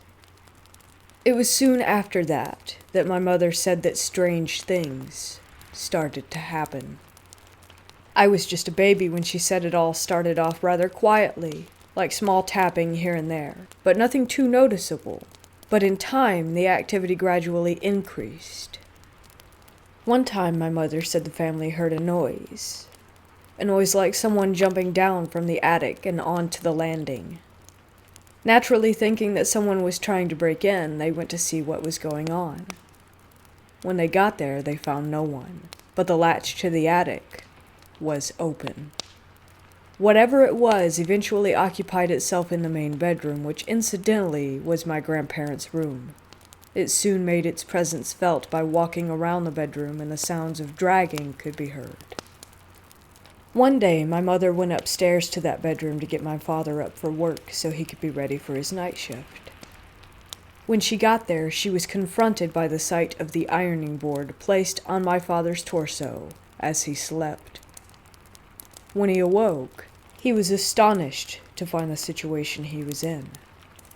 He suspected my grandfather Bill was playing pranks, but in time he knew my grandfather was not responsible for it, and he told his work friends what was going on, and it got around town that Gladstone Villa was haunted.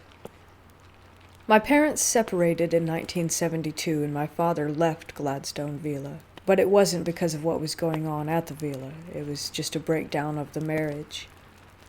They finally divorced on the 25th of April, 1975. The British band the Bay City Rollers were number 1 in the charts with Bye Bye Bay. Again, very apt. It would have been amusing but for the fact of what was going on there. I was barely 2 years old, so I have no memory of my father living at the villa. But he would come to see me every Saturday to take me to see my paternal grandparents and to the local cinema. Great times, even though the paranormal activity still continued. As I got older, too, I witnessed the activity for myself.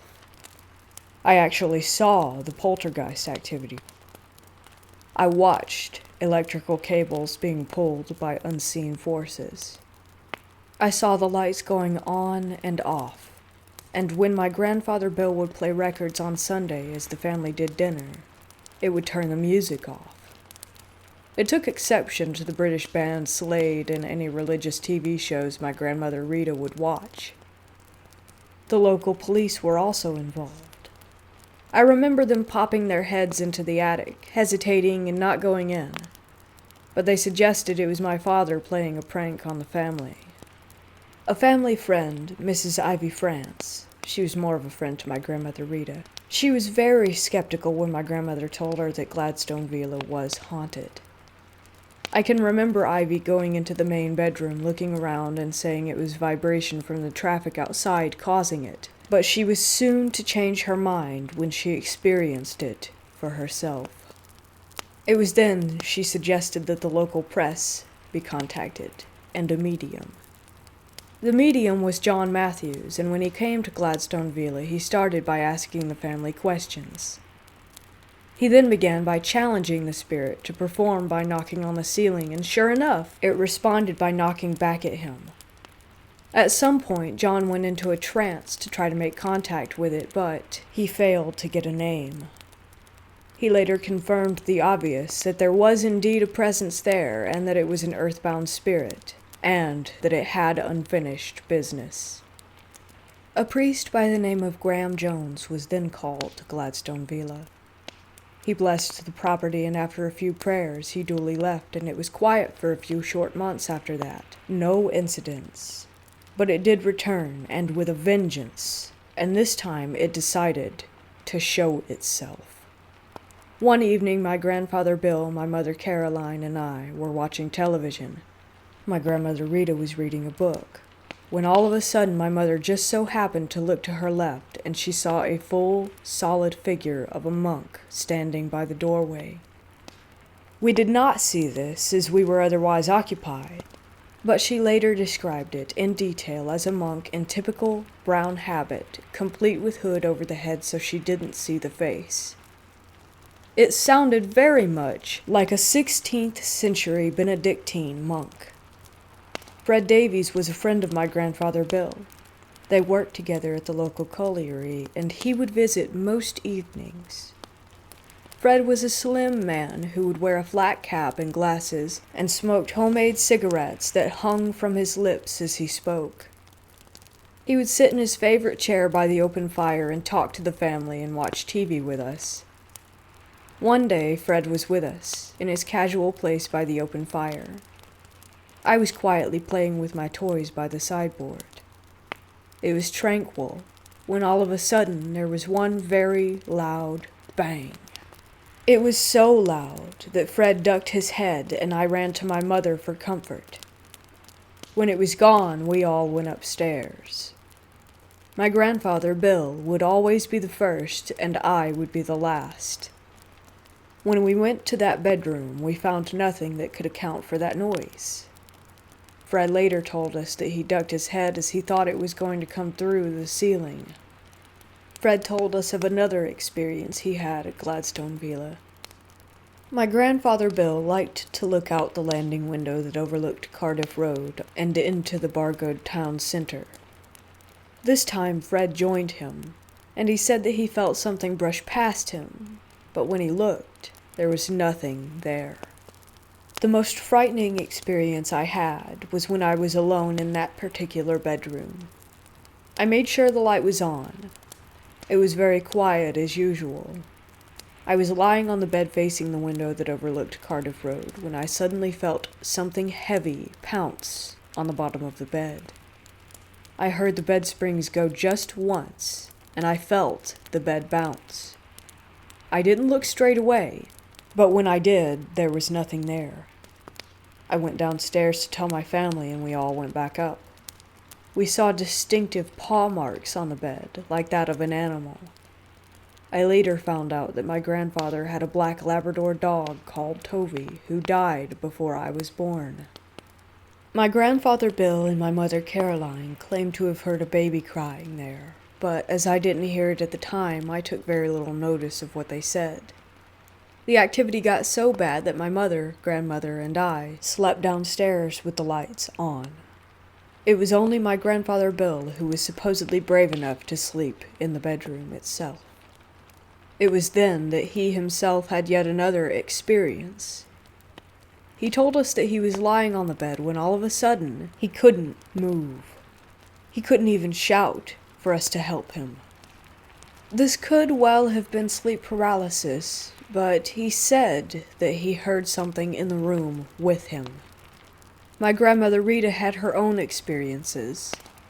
One day she went upstairs into that room to get my grandfather up when she saw the boiler door open wide by itself. She didn't stay there to see what it was, but she rushed out. Another occasion, she said she had the sense of something pulling from under her foot, as if she had stepped on someone's gown. We had the ghost for so long that my grandmother Rita gave it a pet name. She called him Johnny, and my grandfather Bill would shout out that name to provoke a reaction, but nothing would happen. Ivy Francis's son, Charles, got to hear about what was going on at the Gladstone Villa, and he came along with some friends, and with my family's permission, they went into the bedroom. It frightened one of his friends, and to this day, his friend still says that it is a spooky place. My mother Caroline had an operation on her and ended up on crutches. The local nurse would tend to her foot. One day she was sitting on a chair when the nurse came, and the nurse knelt down to tend to her, and she told my mother not to hold her. My mother looked at my grandmother Rita in amazement, as she was not holding the nurse at all. My mother made her own conclusions that it was Johnny the ghost that was holding her, so as not for the nurse to hurt her. The only time I heard the ghost being vocal was the time that we were all in the room. One of us wanted to use the bathroom and we couldn't get in there. My grandfather Bill said, "He's behind there." I heard quite distinctively the sound of a Gregorian chant, and that was it. Nothing more. We left in the summer of 1978, when two local businessmen bought the property in Gladstone Villa, was eventually converted into a small hotel and its name changed to Red's Park Hotel. On the night before we moved, there was one final incident that we experienced, as if it knew that we were going and that was its way of saying goodbye. My mother, grandmother, and I got ready to go to sleep. The light was still on, and then we heard the doorknob turning as if someone were trying to get in. At first, I naturally suspected my grandfather Bill, as he was the only one who slept upstairs in that room, and we thought it may have been him playing a prank. I called out to him, but there was no answer, no laugh that would give him away. We then heard our belongings that were packed in the hallway being thrown around.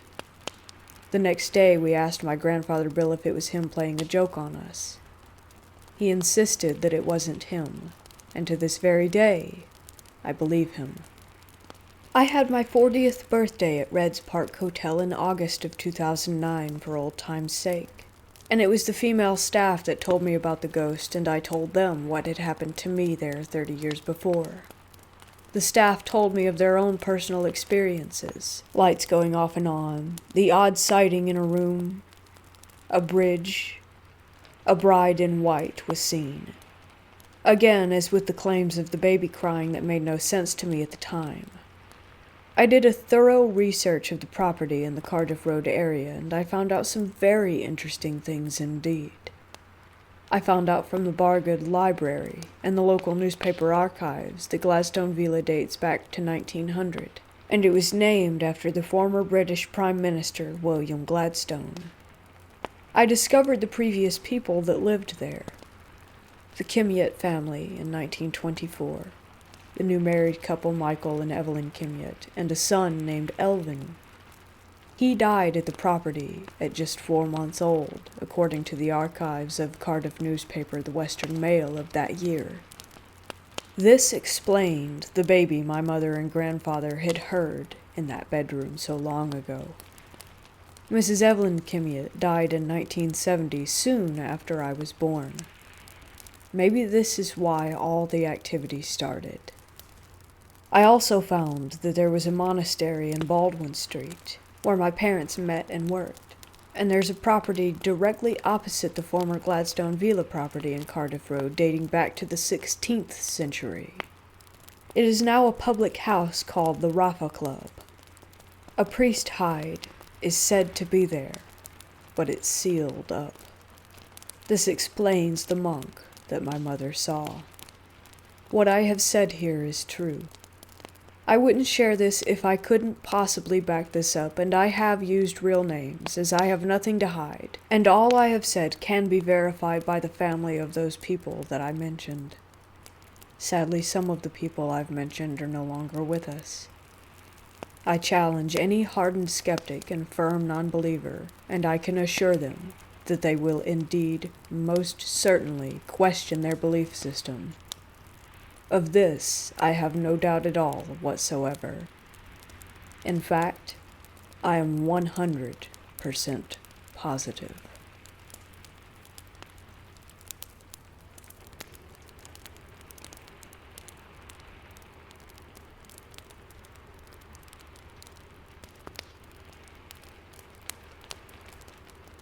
I traveled quite a bit when I was younger, specifically in the Pacific Northwest of the US, as that's where I'm from. Whenever my single mother, older sister, and I took a break at the various rest stops along the way, I was almost always met by an older woman, likely in her 50s, early 60s. She offered my sister and I a variety of treats, generally hot cocoa and cookies, or lemonade depending on the weather. We always took it graciously. I think my mom assumed that we always bought the things with our allowance at the little shop that's sometimes integrated into the rest stop buildings. But I always remember that woman being at a white plastic table with black legs and never charging us any money. She never spoke. She was the highlight of many trips. I always felt safe and attribute her presence with my love for road trips and rest stops in general. Well, I brought her up a few years back in conversation with my mom and sister, and while my sister seemed to remember her, my mom did not, and pointed out how ridiculous that would be.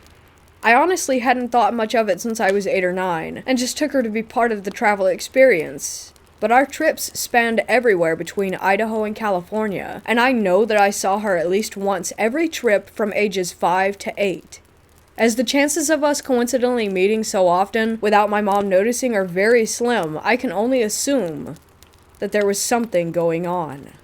I know that this could be a muddled memory and have generally ruled it out as one, but I have had many ghost experiences as a child that I hesitate to abandon entirely.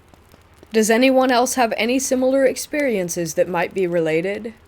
If this kind woman is still helping wandering children keep their bellies warm, I would love to leave her a thank you on my next voyage.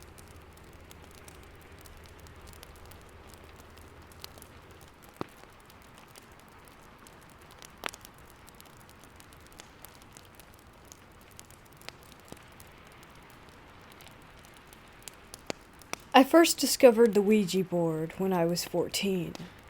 A girl was visiting from America, I'm in the UK, and she told us how to talk to ghosts. 8 of us went to her house and made a board with ripped bits of paper and a turned wine glass. 4 of us would put our fingers on the glass, and we would swap someone out every so often. This way we believed that it would eliminate anyone who might be pushing the glass. I'll add here that the finger that had been in the glass always felt cold afterward. Don't know if others have noticed this. The first few days were spent asking silly questions like, does so-and-so fancy me, or who will I marry, etc. On the 3rd day, things took a darker turn, and we started getting responses told to us without asking. It started saying things like, so-and-so will get run over, and X will die of cancer, and other really freaky shit. This scared us, and we stopped playing. Years later, in my early 20s, I shared a flat with my brother and boyfriend at the time, and bored one night we decided to do a Ouija board. So we made a board, as I had when I was younger, and set to it. It didn't take long for the glass to move, and we asked who it was, where they came from, and how they had died. It told us its name was Bill. He was an old hippie, and he had died from an overdose. Anyhow, things went on for a while, then my boyfriend, who was convinced that we were the ones pushing the glass, said if there's really a ghost here, prove it. I kid you not a second later, the lights went out. At that time, I had one of those old-fashioned meters that you had to put money in, so after my initial shock, I reasoned that I needed to put a coin in the meter, and stood up to do it. But before I got to the door, the lights came back on. Somewhat spooked, I sat back down and me and my brother put our fingers back on the glass. My boyfriend point-blank refused. The glass then spelled out, "Chilly trick, hey." After that, it kept going in circles and moving toward me, so I decided that enough was enough and said goodbye. A few years ago, after Facebook started and I got back in touch with my old school friends, I heard that one of them had died of cancer in his late teens. Not sure about the other prophecy, but I know that I'll never do a Ouija board again, and I firmly believe that we do tap into forces beyond our 5 senses.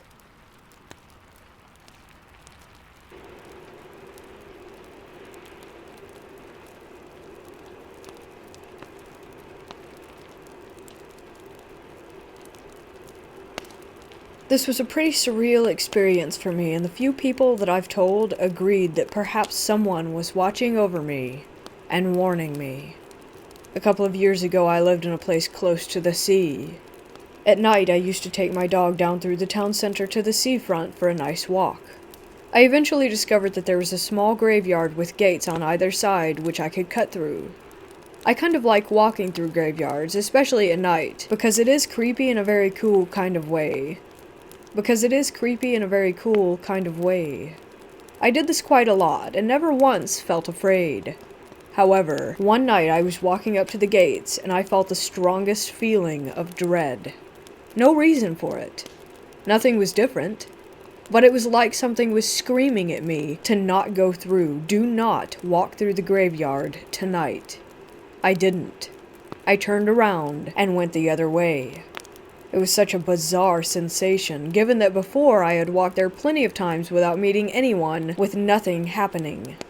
I genuinely believe that if I had ignored that and walked on through, something would have happened. Who knows what, or what was lurking there that night. I never went that way again. Some people have told me that I had a guardian angel who was warning me of the danger.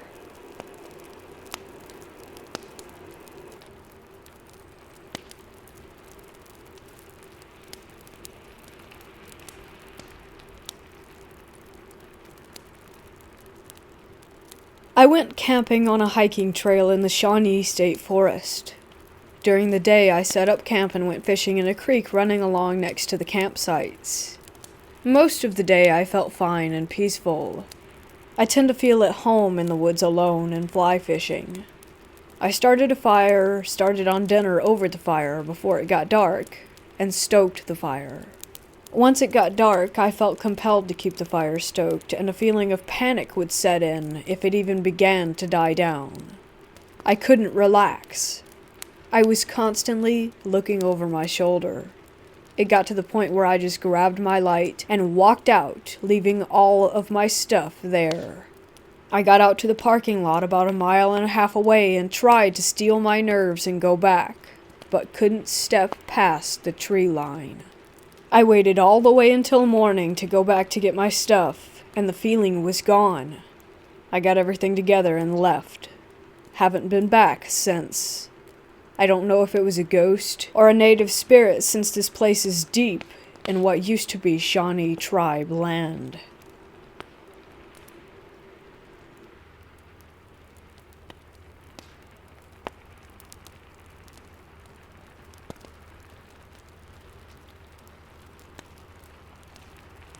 A few years ago, a friend and I took a road trip across country. We stopped at an out-of-the-way place in Wyoming late at night. As soon as we rolled up, we both felt as if it were haunted, but really needed to sleep, so we checked in and put anything paranormal out of our minds. The place was very run down. We had 2 beds in our room.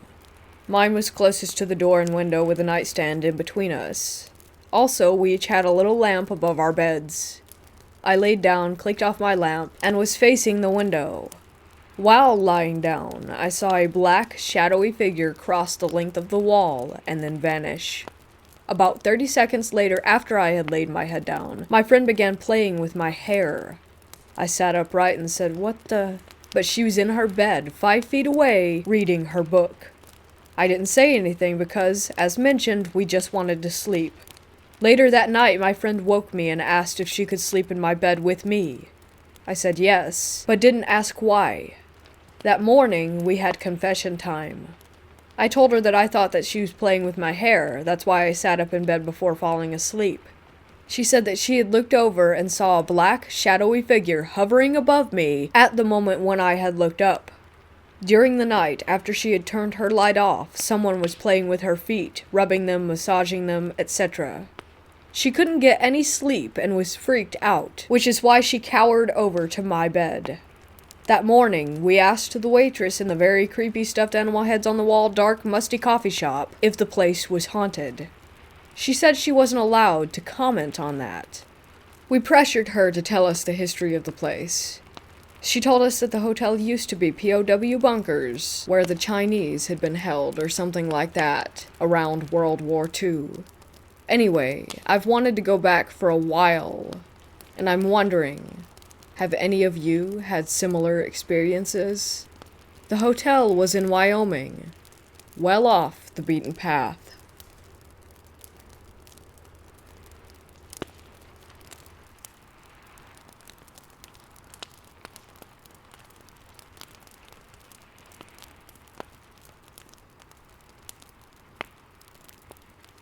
Just for backstory, I'm an 18-year-old college student, but I live at home with my mom and my younger sisters, who live at my dad's half of the time, because my university is in my city. We also have our dog Kiefer and our cat Boots. My cat, Princess, died of a severe fungal infection about a month ago, and I feel like some of this might be tied to her passing. A little over 2 weeks ago, I hung out with my friend Z for the first time since the COVID situation, due to the fact that we went to the same university and once it had shut down, he moved about an hour or so south of my city to live with his girlfriend since he couldn't live in the dorms. Z and his girlfriend picked me up and took me to their apartment, talking about how they've been to an abandoned asylum a few times over the past couple months. They lived with his girlfriend's older brother, who has issues of his own, both drug-related and just general anger issues. A notable moment that they mentioned to me as they were taking me to their apartment was that one of the times the three of them went there together, her brother acted very strangely. He sat in one of the chairs that was left behind, his eyes rolled back into his head, and he was knocking glass out with his elbows and getting deep cuts, but didn't seem fazed. His anger also apparently peaked, and he was threatening to cut Z and his girlfriend if they didn't leave. As they left, they saw shadows moving everywhere, and her brother was talking to himself. Over the passing days, her brother would talk about demons and would yell about wanting to go back there. He broke into the room Z and his girlfriend slept in when it was locked. He was dragging a knife along the walls, growling, and would scream about these demons. When Z was telling me this, I could tell he was being serious. He looked scared to even tell the story. When they went back, her brother was screaming and sat back in the chair and muttered to himself, and after that everything went back to normal. He stopped talking about the demons, they stopped seeing shadow people, and the bizarre behavior ceased. This could have been tied to the drugs that he was on, but they felt the need to say this because they were also seeing shadows, and they were not high. When we got to their apartment, there were other friends of theirs, as well as her brother, inside. I didn't recognize any of them, so I sat and made small talk with all of them, and the atmosphere was generally calm aside from the blasting rock music and a couple of guys playing GTA V on high volume. A little while after I get there and we're all talking, one of the boys asked when we were going to the asylum. Her brother, who I guess we'll call M from now on, said that we were leaving around 11 p.m. since it was an hour-long drive to get there. We had a few hours of time to kill, so someone came and brought us McDonald's, and we talked and stuff until we had to leave in 2 cars due to us having a group of 9 people total. Z drove the car that I was in, and his girlfriend C drove in the car ahead of us. The atmosphere got tense quickly, because only about 10 minutes into our drive on the highway, C almost got into an accident. We watched her speed up to pass a semi, and she had hit a bunch of cones, and we couldn't find her car, which had a total of 5 people in it, for about 20 minutes, which was strange, because there were hardly any cars on the road at this time of night, and the car was easy to identify from the back lights alone. Eventually, we park across the street from this large field where the asylum would be. C told us that the near miss was because of the semi. It was either speeding up or slowing down really quick, so she sped up. She was in an anxious mood after that. We walked through this large field for 10 minutes, with Z explaining that there are multiple buildings, but one of them got demolished and a couple of others had asbestos, so there were only a couple that were safe to go in. He told us it was closed down in 2003 because the patients were being mistreated or something like that. I don't remember everything that happened because my adrenaline was insane that night. We get to a building that almost looks like the outside was for transport vehicles. C refused to go in because she was anxious, so she stayed outside with Z. It ended up being me and a group of people that I didn't really know just exploring this building. The graffiti eased my anxiety a bit, but it was still eerie as we went through.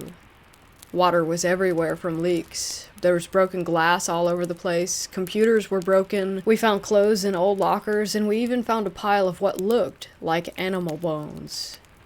I was partially scared because of the atmosphere, but also because I've heard of the things that M did there.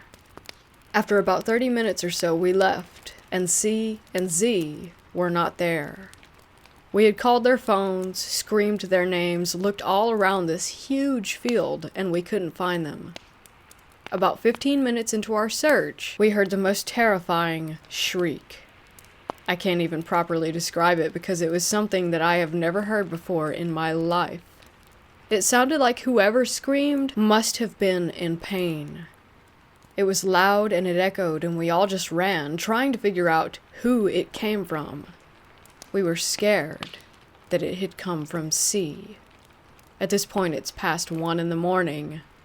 We're terrified. They're still not answering their phones, and we were terrified that we were about to have to call 911.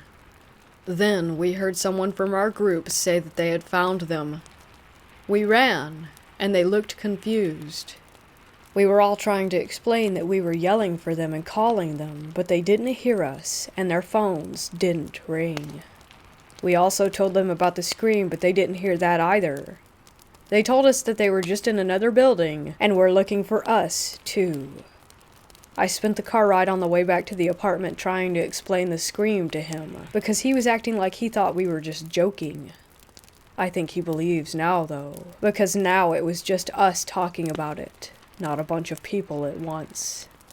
The next day I'm back at my own home, and things are pretty well back to normal.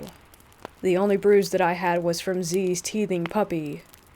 Over the next few days, more and more bruises were appearing everywhere on my body, the oddest one being in the shape of a V on my forearm. I have never had that happen before, especially because it was so large that it nearly wrapped around my arm, and it was a perfect V. The other bruises were just all over my legs and arms, and are still appearing to this day. Last week, as I was settling in to go to bed, I was cuddling Boots and watching TV when I heard what sounded like a cat screaming from upstairs. I was on the couch downstairs. It was around 1 a.m., and it scared me even more because Boots was next to me and also turned his head in the direction of the sound. Our dog is a Husky and German Shepherd mix, and couldn't make that noise either. The next day, I talked to my mom about it, and she told me that she hadn't heard a thing. A couple days later, my mom and I were in the living room with the cat and dog when we heard the stairs creak. They creak whenever someone is on them, but you can tell who is on them by how loud they are, if that makes sense. We looked in that direction because it sounded like a cat was coming down the stairs, but nothing was there. Boots was right next to me, and Kiefer was on the couch. My sisters weren't home either.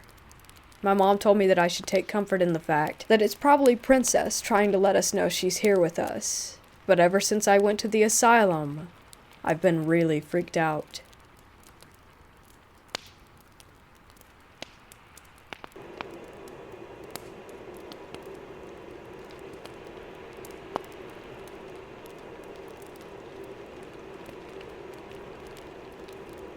I took my young kids to visit my grandparents' gravesite for the first time.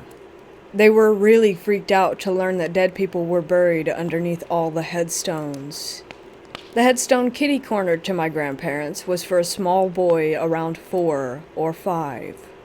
When I noticed the age, I heard a whisper in my ear to talk about the kid. As I said, my kiddos were already really freaked out. I didn't want to add to the experience of learning about dead kids. I heard the whisper 2 or 3 times before we left. When we got into the car, my son said, "Who was that boy standing next to Grandpa? He looked really sick." I instantly had chills and got super emotional knowing that my grandpa was there with him.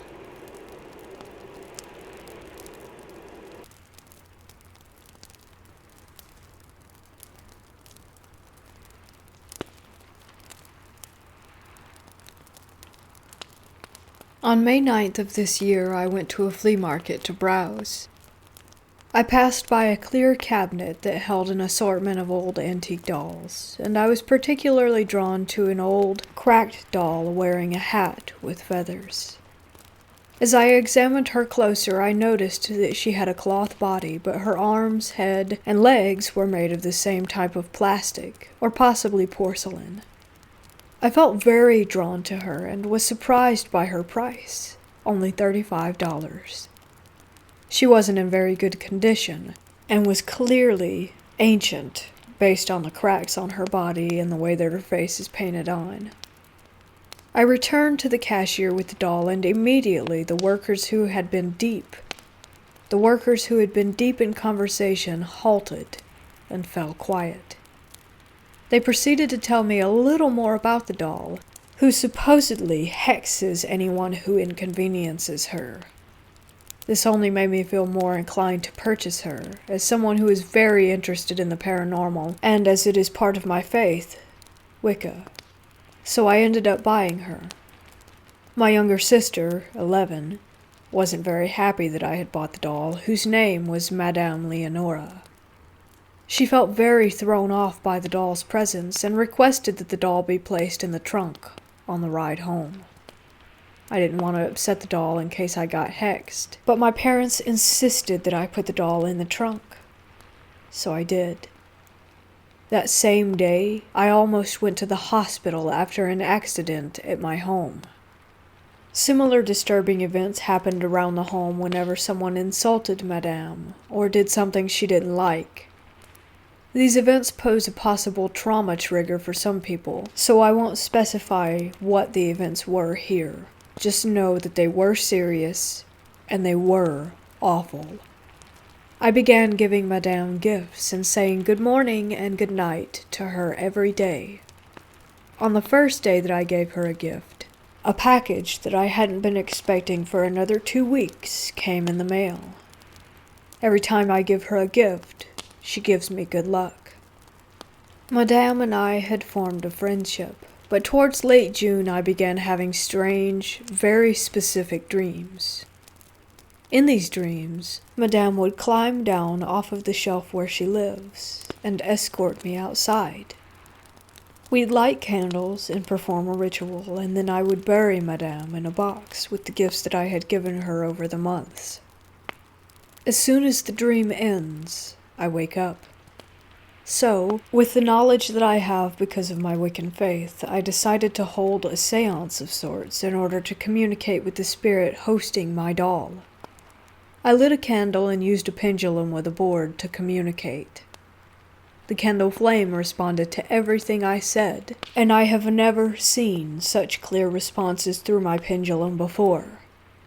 Based on what I got out of the session, Madame was able to tell me that she would like to be buried, but won't reveal to me why. I've never sensed any negative energy around Madame before, but with each passing day, the air in my room feels heavier, if that makes any sense. I'd like to fulfill her wish and bury her because I think she may be a Victorian mourning doll, but the vendors who sold her have no information on her at all, only that she makes bad things happen. If she is indeed a Victorian mourning doll, it would make sense why she wants to be buried. The only problem is that she refuses to tell me why I have to bury her. If anyone can tell me if there's any danger to burying her, if there's anything I should know about this, or what I can do to identify what time period she's from, I'd really appreciate the help.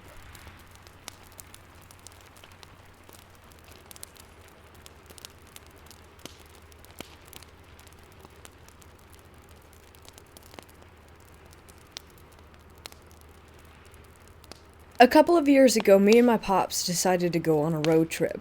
It was very out of the blue. I wasn't even expecting it, but I decided to go anyways. It would be some solid father-son bonding time. After driving for what seemed like a couple of hours, was around maybe 8 to 9 p.m., we pulled into this gas station for snacks, water, and to use the bathroom, and we went back inside of our car. Keep in mind, this gas station was basically in the middle of nowhere. Anyways, we got back into our car and decided to look for a motel, but there was none. And I mean not a single one anywhere near us.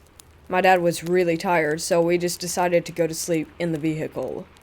We pulled up into this sort of resting area / parking lot and decided to pass out for the night. My dad fell fast asleep, but I was on my phone for a couple more hours, and around 11 p.m. I just felt suffocated by the tense air and decided to step out for a bit.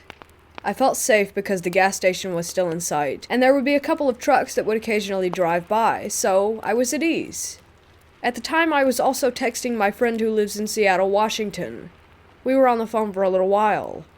Then I saw what looked like a large cornfield, and I had never actually seen a cornfield in real life, so I decided to cross the road and just get a closer look. That's exactly what I did. I got extremely close, and I started feeling like I was being watched, but again I just thought, well, you're literally outside in the dark, standing next to a tall cornfield, of course you're going to feel this way. So I just brushed it off. I even considered going in, but I thought, why would I even do that? So anyways, I just decided to take a step back when I noticed a barn. It was a large, white barn with red, maybe black stripes. It was hard to tell in the dark, but it was definitely a barn. I was stupid and young when this happened, maybe 14 or 15. Out of curiosity, I decided to go check it out, and the barn was next to the cornfield, sort of tucked in a little. I literally thought, haha, I wish I could see something that would freak me out, as a joke, because I never really thought that anything would happen, and I love being scared. Anyways, I started making my way toward the barn. As I was getting closer and closer, I remembered very vividly that I was wearing no socks, just slip-on slides. I remember the dirt rubbing against my toes as I stepped. I remember sending pictures to my friend in Washington. I jokingly was saying that I saw something and that I was going to check it out. As I got closer, I saw something. It was behind the barn, but sort of off to the side, like how when someone peers around a corner. I thought it was a bell. Literally, I assumed that it was a bell attached to the corner of the barn, so I just walked a little closer. Even as I'm writing this, I am getting goosebumps. I walked closer and saw the head of someone or something just peering around the corner at me. At that moment, I just straight up froze. My fight or flight was out of function because there I was literally seeing someone or something peering at me. After about 5 to 10 seconds, the noise that Snapchat makes when you get a notification snapped me out of it, and I just ran as fast as I could across the road to my dad's car and got in. I felt a sense of relief wash over my body. Somehow my dad was not awake. Me gasping for air wasn't enough to wake him from his deep sleep. I really considered waking him up and telling him what I saw and that we had to leave, but he would just assume that I was joking or having an episode. Which sounds dumb, but he's assumed that before, since he never has believed in anything paranormal or anything out of the ordinary related. I took deep breaths and just texted my friend telling her what I saw, and even she didn't believe me. I don't blame her. And I wouldn't blame any of you either. Sometimes I have a hard time actually believing what I saw. But I know that it was real. I was sober and fully aware. But from the bottom of my heart, the part that disturbs me the most is that whatever was peering at me from around that corner was very tall. At least 7, maybe 8 feet tall, and every time I think about this, I get a sense of dread and paranoia. I haven't told any of my family or my dad, but if any of you have a clue as to what I might have seen, please let me know. Again, I wasn't hallucinating. This was before I even figured out anything about psychedelics or drugs in general. Please let me know if you have any ideas or info. Also, it probably sounds fake because if someone came to me telling me what I'm saying, I would also just rule it out to be fake. But please, I've been trying to piece it together for the last couple of months. I was sort of 50-50 on paranormal encounters, but after that experience, I believe. I believe in walkers to wendigos. I believe in ghosts to La Llorona. It has changed me, knowing what's out there. And everyone wants to believe, oh yeah, ghosts aren't real. But I feel like they are deep down. We know that there is some messed up stuff out there in this world. And I happened to encounter something.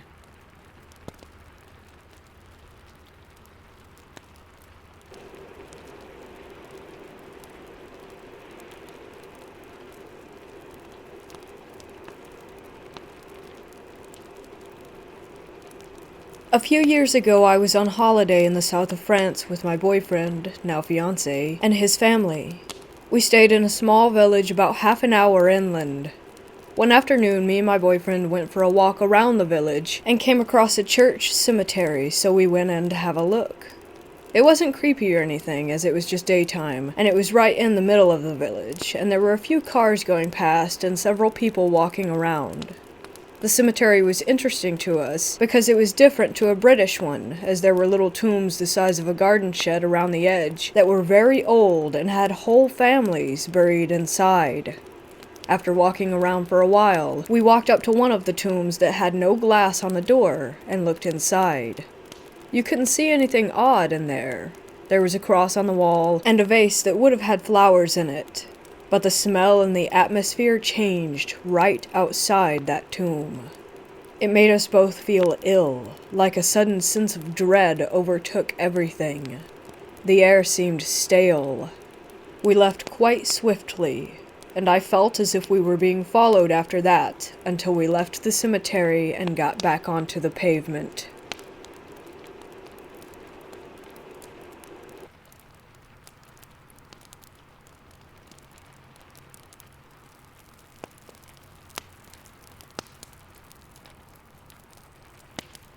We have an abandoned asylum just outside of our village, and me and a friend decided to go take a look.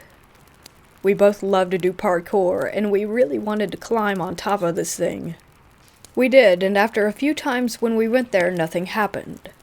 The asylum itself did look a bit scary though, but that's just a thing with old abandoned buildings, so we kept going there and had no encounters or weird noises, nothing like that.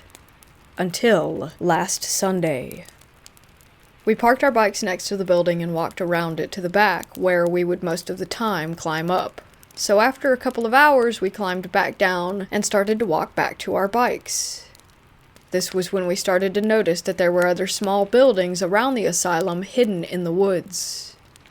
We also noticed a small bunker-like building with leaves and grass covering it, and decided to check it out. We walked down the staircase leading up to a door which would lead into the bunker. Surprisingly, it wasn't locked, so we opened it. When we walked in after turning on our flashlights, we began to notice a small room at the end of the hallway. It also looked like it had a cell room where they could have had prisoners or patients, I guess. We looked at each other and decided to walk toward it, when my friend suddenly spoke to me. He said that he was feeling a very cold breath on his neck, and that he had a pain in his stomach. I told him to stay calm, when suddenly I started to get a bad headache out of nowhere. The room began to feel very, very cold, and we both ran back to the door, up the stairs, and back to our bikes. We did not go back for a second, and did not stop running until we were outside. Then we looked at each other, still in shock. We did not know what to say. After a few minutes of silence, we went back home. I have not been to the area ever since, and the event that happened down there in that small bunker will always be in my brain.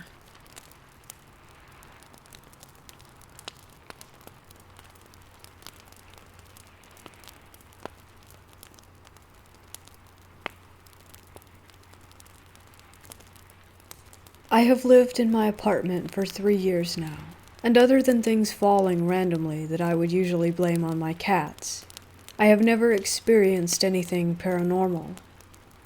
My boyfriend claims to see white lights at night in our bedroom, but I don't know. I feel there is always a logical explanation for things. Yesterday, I felt particularly spooked in my apartment, and I felt like someone was behind me, like felt a presence. But also, I am a fat baby when it comes to these things, so I never take myself seriously. Anyway, this is where it gets weird. That night, my phone rang. I was expecting a call from my best friend, so I pick up and say hello. What I heard was a doll-like voice, laughing and giggling. She has a 1-year-old daughter who does not sound like that, but I just assumed it was her, so I was like, "Aw, hi!" All the while being creeped the F out and wondering what her daughter, who goes to bed at 8, was doing up at 12 a.m. Then it quickly cut to my friend and she was like, "Was that you? What are you doing? Tell me, are you joking with me?" I felt the blood leave my face. I was like, "No, what did you hear?" Thinking she heard the same thing, or maybe some static. She was in shock. She told me she heard a demonic man voice say, "Hello," clearly, and then cut to me saying hello. We spent the next few minutes arguing, as she thought I was joking with her and I thought she was joking with me, even though she was not the type of person to do something like that. We established that it could have just been a weird glitch or something and left it at that. I am so spooked from this though. Has anyone experienced something like it? I never heard a sound like that in my life, other than maybe in movies. I'm glad she heard something too, because I feel like no one would have believed me. I don't usually get static or anything on my cell phone. Neither of us were watching something on it beforehand, and the sounds we heard were clear as day. Help me find a logical explanation.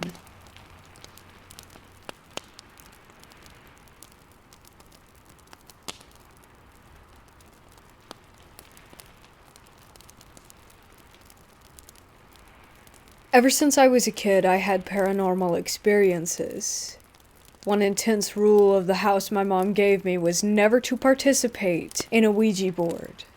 When I was 14 years old, I'm now 20, I let my curiosity get the best of me and decided to do a Ouija board with a friend.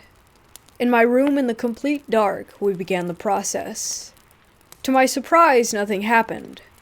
Later that night, I let my mind and fear get the best of me and decided to sleep with my mom, who had no clue that I had previously participated in a Ouija board, otherwise she would have killed me. As I was falling asleep, my mom asleep right next to me, I saw the silhouette of a large man in the doorway. At first, I told myself that it was just my brother. I called his name twice, then noticed that this figure was at least 6 inches taller than my brother and completely unresponsive to what I was saying. I started to panic and pray as I realized that this was not my brother and perhaps something far more evil that I had invited into the house. I was too afraid to move or to wake my mom. After about 5 minutes, though it felt like 10 years, the figure disappeared.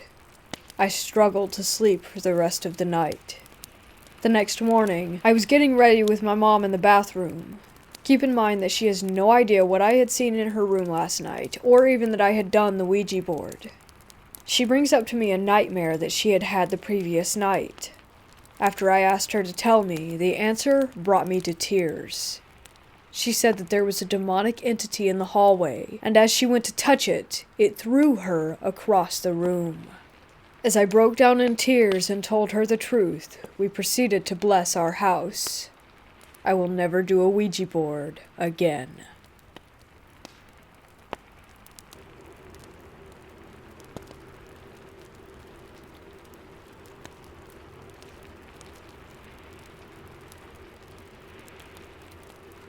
I recently went bush camping with my boyfriend on Crown Land near Stone Mills, Ontario. It was our first time doing bush camping, so I sent a video of our campsite setup to a friend. Days after this happened, I talked to my friend, who asked me about the ghost in the video that I was completely unaware of since I didn't take a second look at it after sending. When I had that closer look, I zoomed in to see a terrifying skeleton-like figure. At first, I thought it was a glare on the lens from the fire, but the figure is moving way quicker than the speed of the camera. This place was very deserted, but throughout the night, I heard clear footsteps that sounded human. So much so that I thought that the cops had come to kick us out when I saw a flashlight point at us from the woods. I quickly pointed my light back, but never saw any animals or people. I have been camping a lot and have had deer, squirrels, and raccoons come to my campsite, and their footsteps did not sound like the ones that I had heard. I'm not a believer of the paranormal or anything of the sort, so I didn't even think about it until watching the actual footage.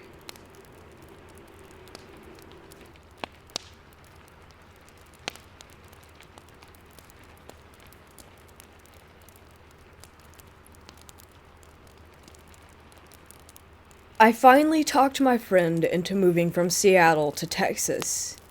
We decided to split the move into 2 parts, the first one last week, moving her stuff in a rented SUV. We both had some time, and we decided to take the trip on all the back roads. We stayed at a mineral springs resort in the middle of nowhere in Oregon that was amazing. On the second day, we got up to drive to Vegas. We took US 50, which is known as the loneliest highway in America. I will admit that before this, it had been 8 to 10 hours before we had had any human contact. I am a former over-the-road trucker and a US veteran, so I'm used to traveling to different places and being in new surroundings every day, but it also taught me to listen to my instincts. Let me tell you, did they come in loud and clear while on this trip a few hours away from Vegas we stopped to get gas. As we rolled into the place, I just thought it looked aged, very dated. My friend decided to get gas. I walked inside to look at the place and get some snacks. I can honestly say that I can't point to any one thing that was wrong, but the feeling that overcame me was indescribable. It basically told me that the place was, well, the phrase that I would use is out of place, and that I needed to go right then.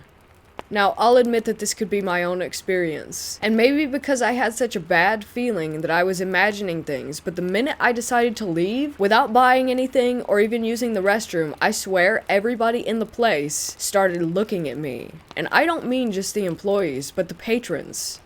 I walked quickly to my car and told my friend that if she believed in instincts, that we should just get in the car and leave right that second. We did, and we did not breathe easy until we were about 10 miles away. That was my spooky encounter in the middle of Death Valley.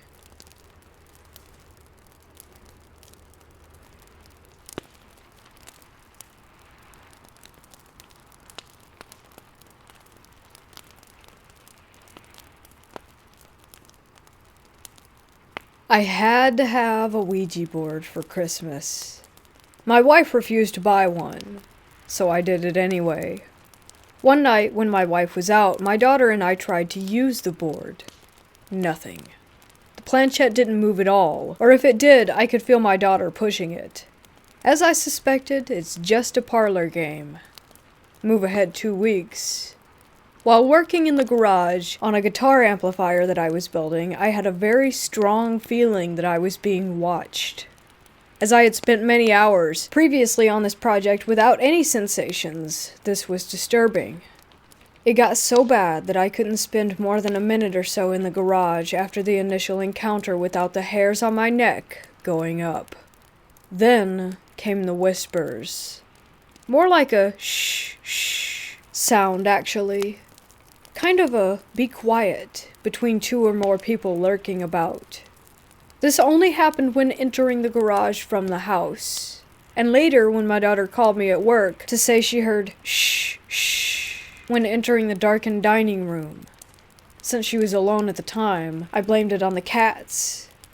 I too experienced it in the house, but usually only when entering the garage itself.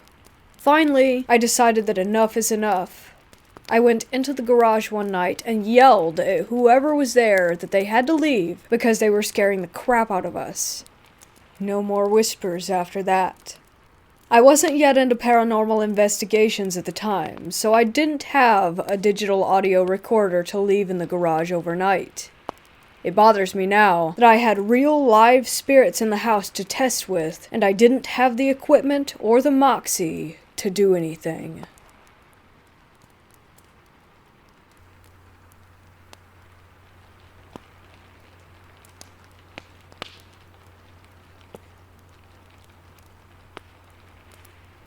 If you live in North Carolina, then you've heard of Gravity Hill.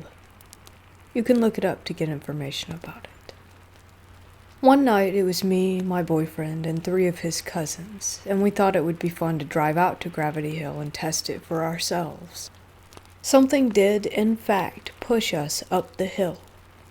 Cody's car was in neutral, but something did push us up. And as we got to the top, Cody asks us if we want to go to the house. I asked what it was, and all four of them said, in sync, that I had to see it for myself. We drove up there, and as we got to it, it's this very old, abandoned white house. I'd say it was probably built in the late 40s, early 50s, but no one's lived in it for years. I asked him to pull into the driveway, and he did. We sat there for a minute. I wanted to see if anything would happen because I didn't believe them. We were in the driveway for 3 minutes at most when Cody said, "I'm about ready to leave, what about y'all?"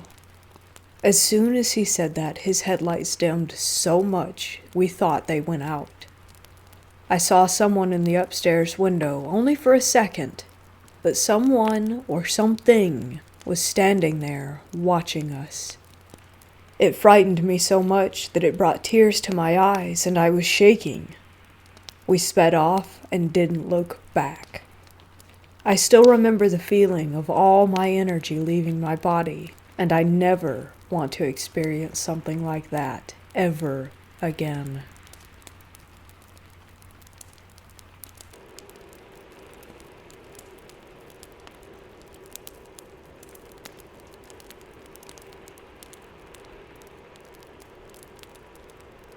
I always visit my son at the cemetery, usually at night. I love how peaceful it is there, and just look at the clear, starry sky. Today has been a rough day for me. I cried and prayed on my way to the cemetery. First, I noticed how bright that the moon is tonight. I usually have to use my phone's flashlight so that I could see where I'm going. Not tonight. My son has a toy box on his grave. Letters, books, and toys are inside. It's a little plastic tote. The lid wasn't there when I got there tonight. It was on the ground. Today's weather wasn't really nice. Everything must be wet, I thought. But no. The card and the letter that's sitting on the very top were dry. The teddy bear was dry. It couldn't have been the wind because the papers were there. I don't know if someone opened it and left it open, or something else. Nothing was taken, and nothing was moved. Tonight, I'm sitting here at the cemetery, totally at peace.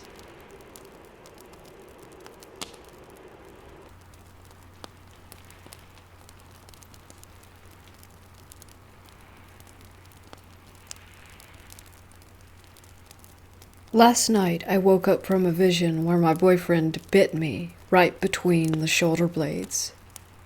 I turned to look at him, but he was deep asleep. The next morning, he told me that he saw a dream where I bit him between his shoulder blades. We were weirded out by this. There was no bite mark on his back, but it hurt like a bitch, by his words. The day starts going by and I notice him acting strangely. I've been working mostly with spirits before, and we live in a very old building with an interesting history, but this was new. He said he can't control his own body, that there is someone else with him. I started to get my stuff to banish whatever there was. I kept talking to him while gathering my things. He wasn't acting like himself anymore. He was very rude, but in a charming way while eating grapes on our bed. I banished the thing, still unsure of what it was. The rest of the day has been normal, and I haven't felt any bad energies, but my boyfriend keeps telling me that the bite between his shoulder blades keeps hurting. Does anyone have any idea what I am dealing with here?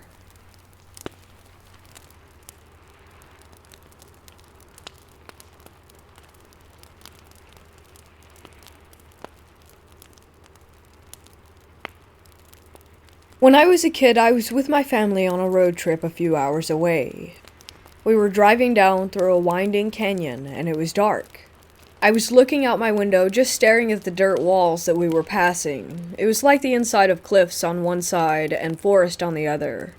Well, I was on the side of the car with the dirt hills and the cliff walls, and as we turned to go around a bend, I saw something human-shaped, which looked like it had a long, white face that resembled the Scream mask, hanging on the hillside. It happened so fast that it scared me to death nearly. I never said anything. I think it was because I wasn't sure what I had just seen, but I really don't think that it was a human being.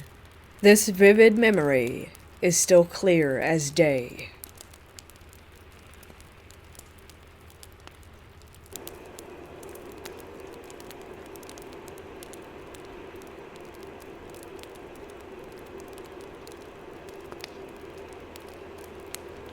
When I was about 4, I went to the local cemetery with my aunt.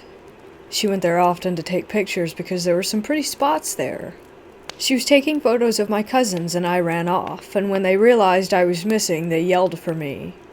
I came back and they asked where I had been, and I said that I had been playing with my friend Angel, and that I would take them to her grave. I did, and even though I couldn't read, I told them details about her that I wouldn't have known unless I had been able to read her headstone. Since then I've looked into the girl and found out that she's the sister of some people around my age, who I know in my town. She was 4 when she died.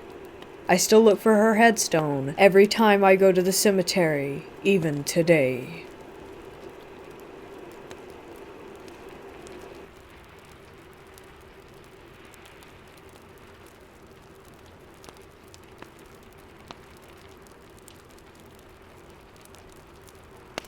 I spent the weekend camping throughout the Northeast, and all was very normal and quite nice.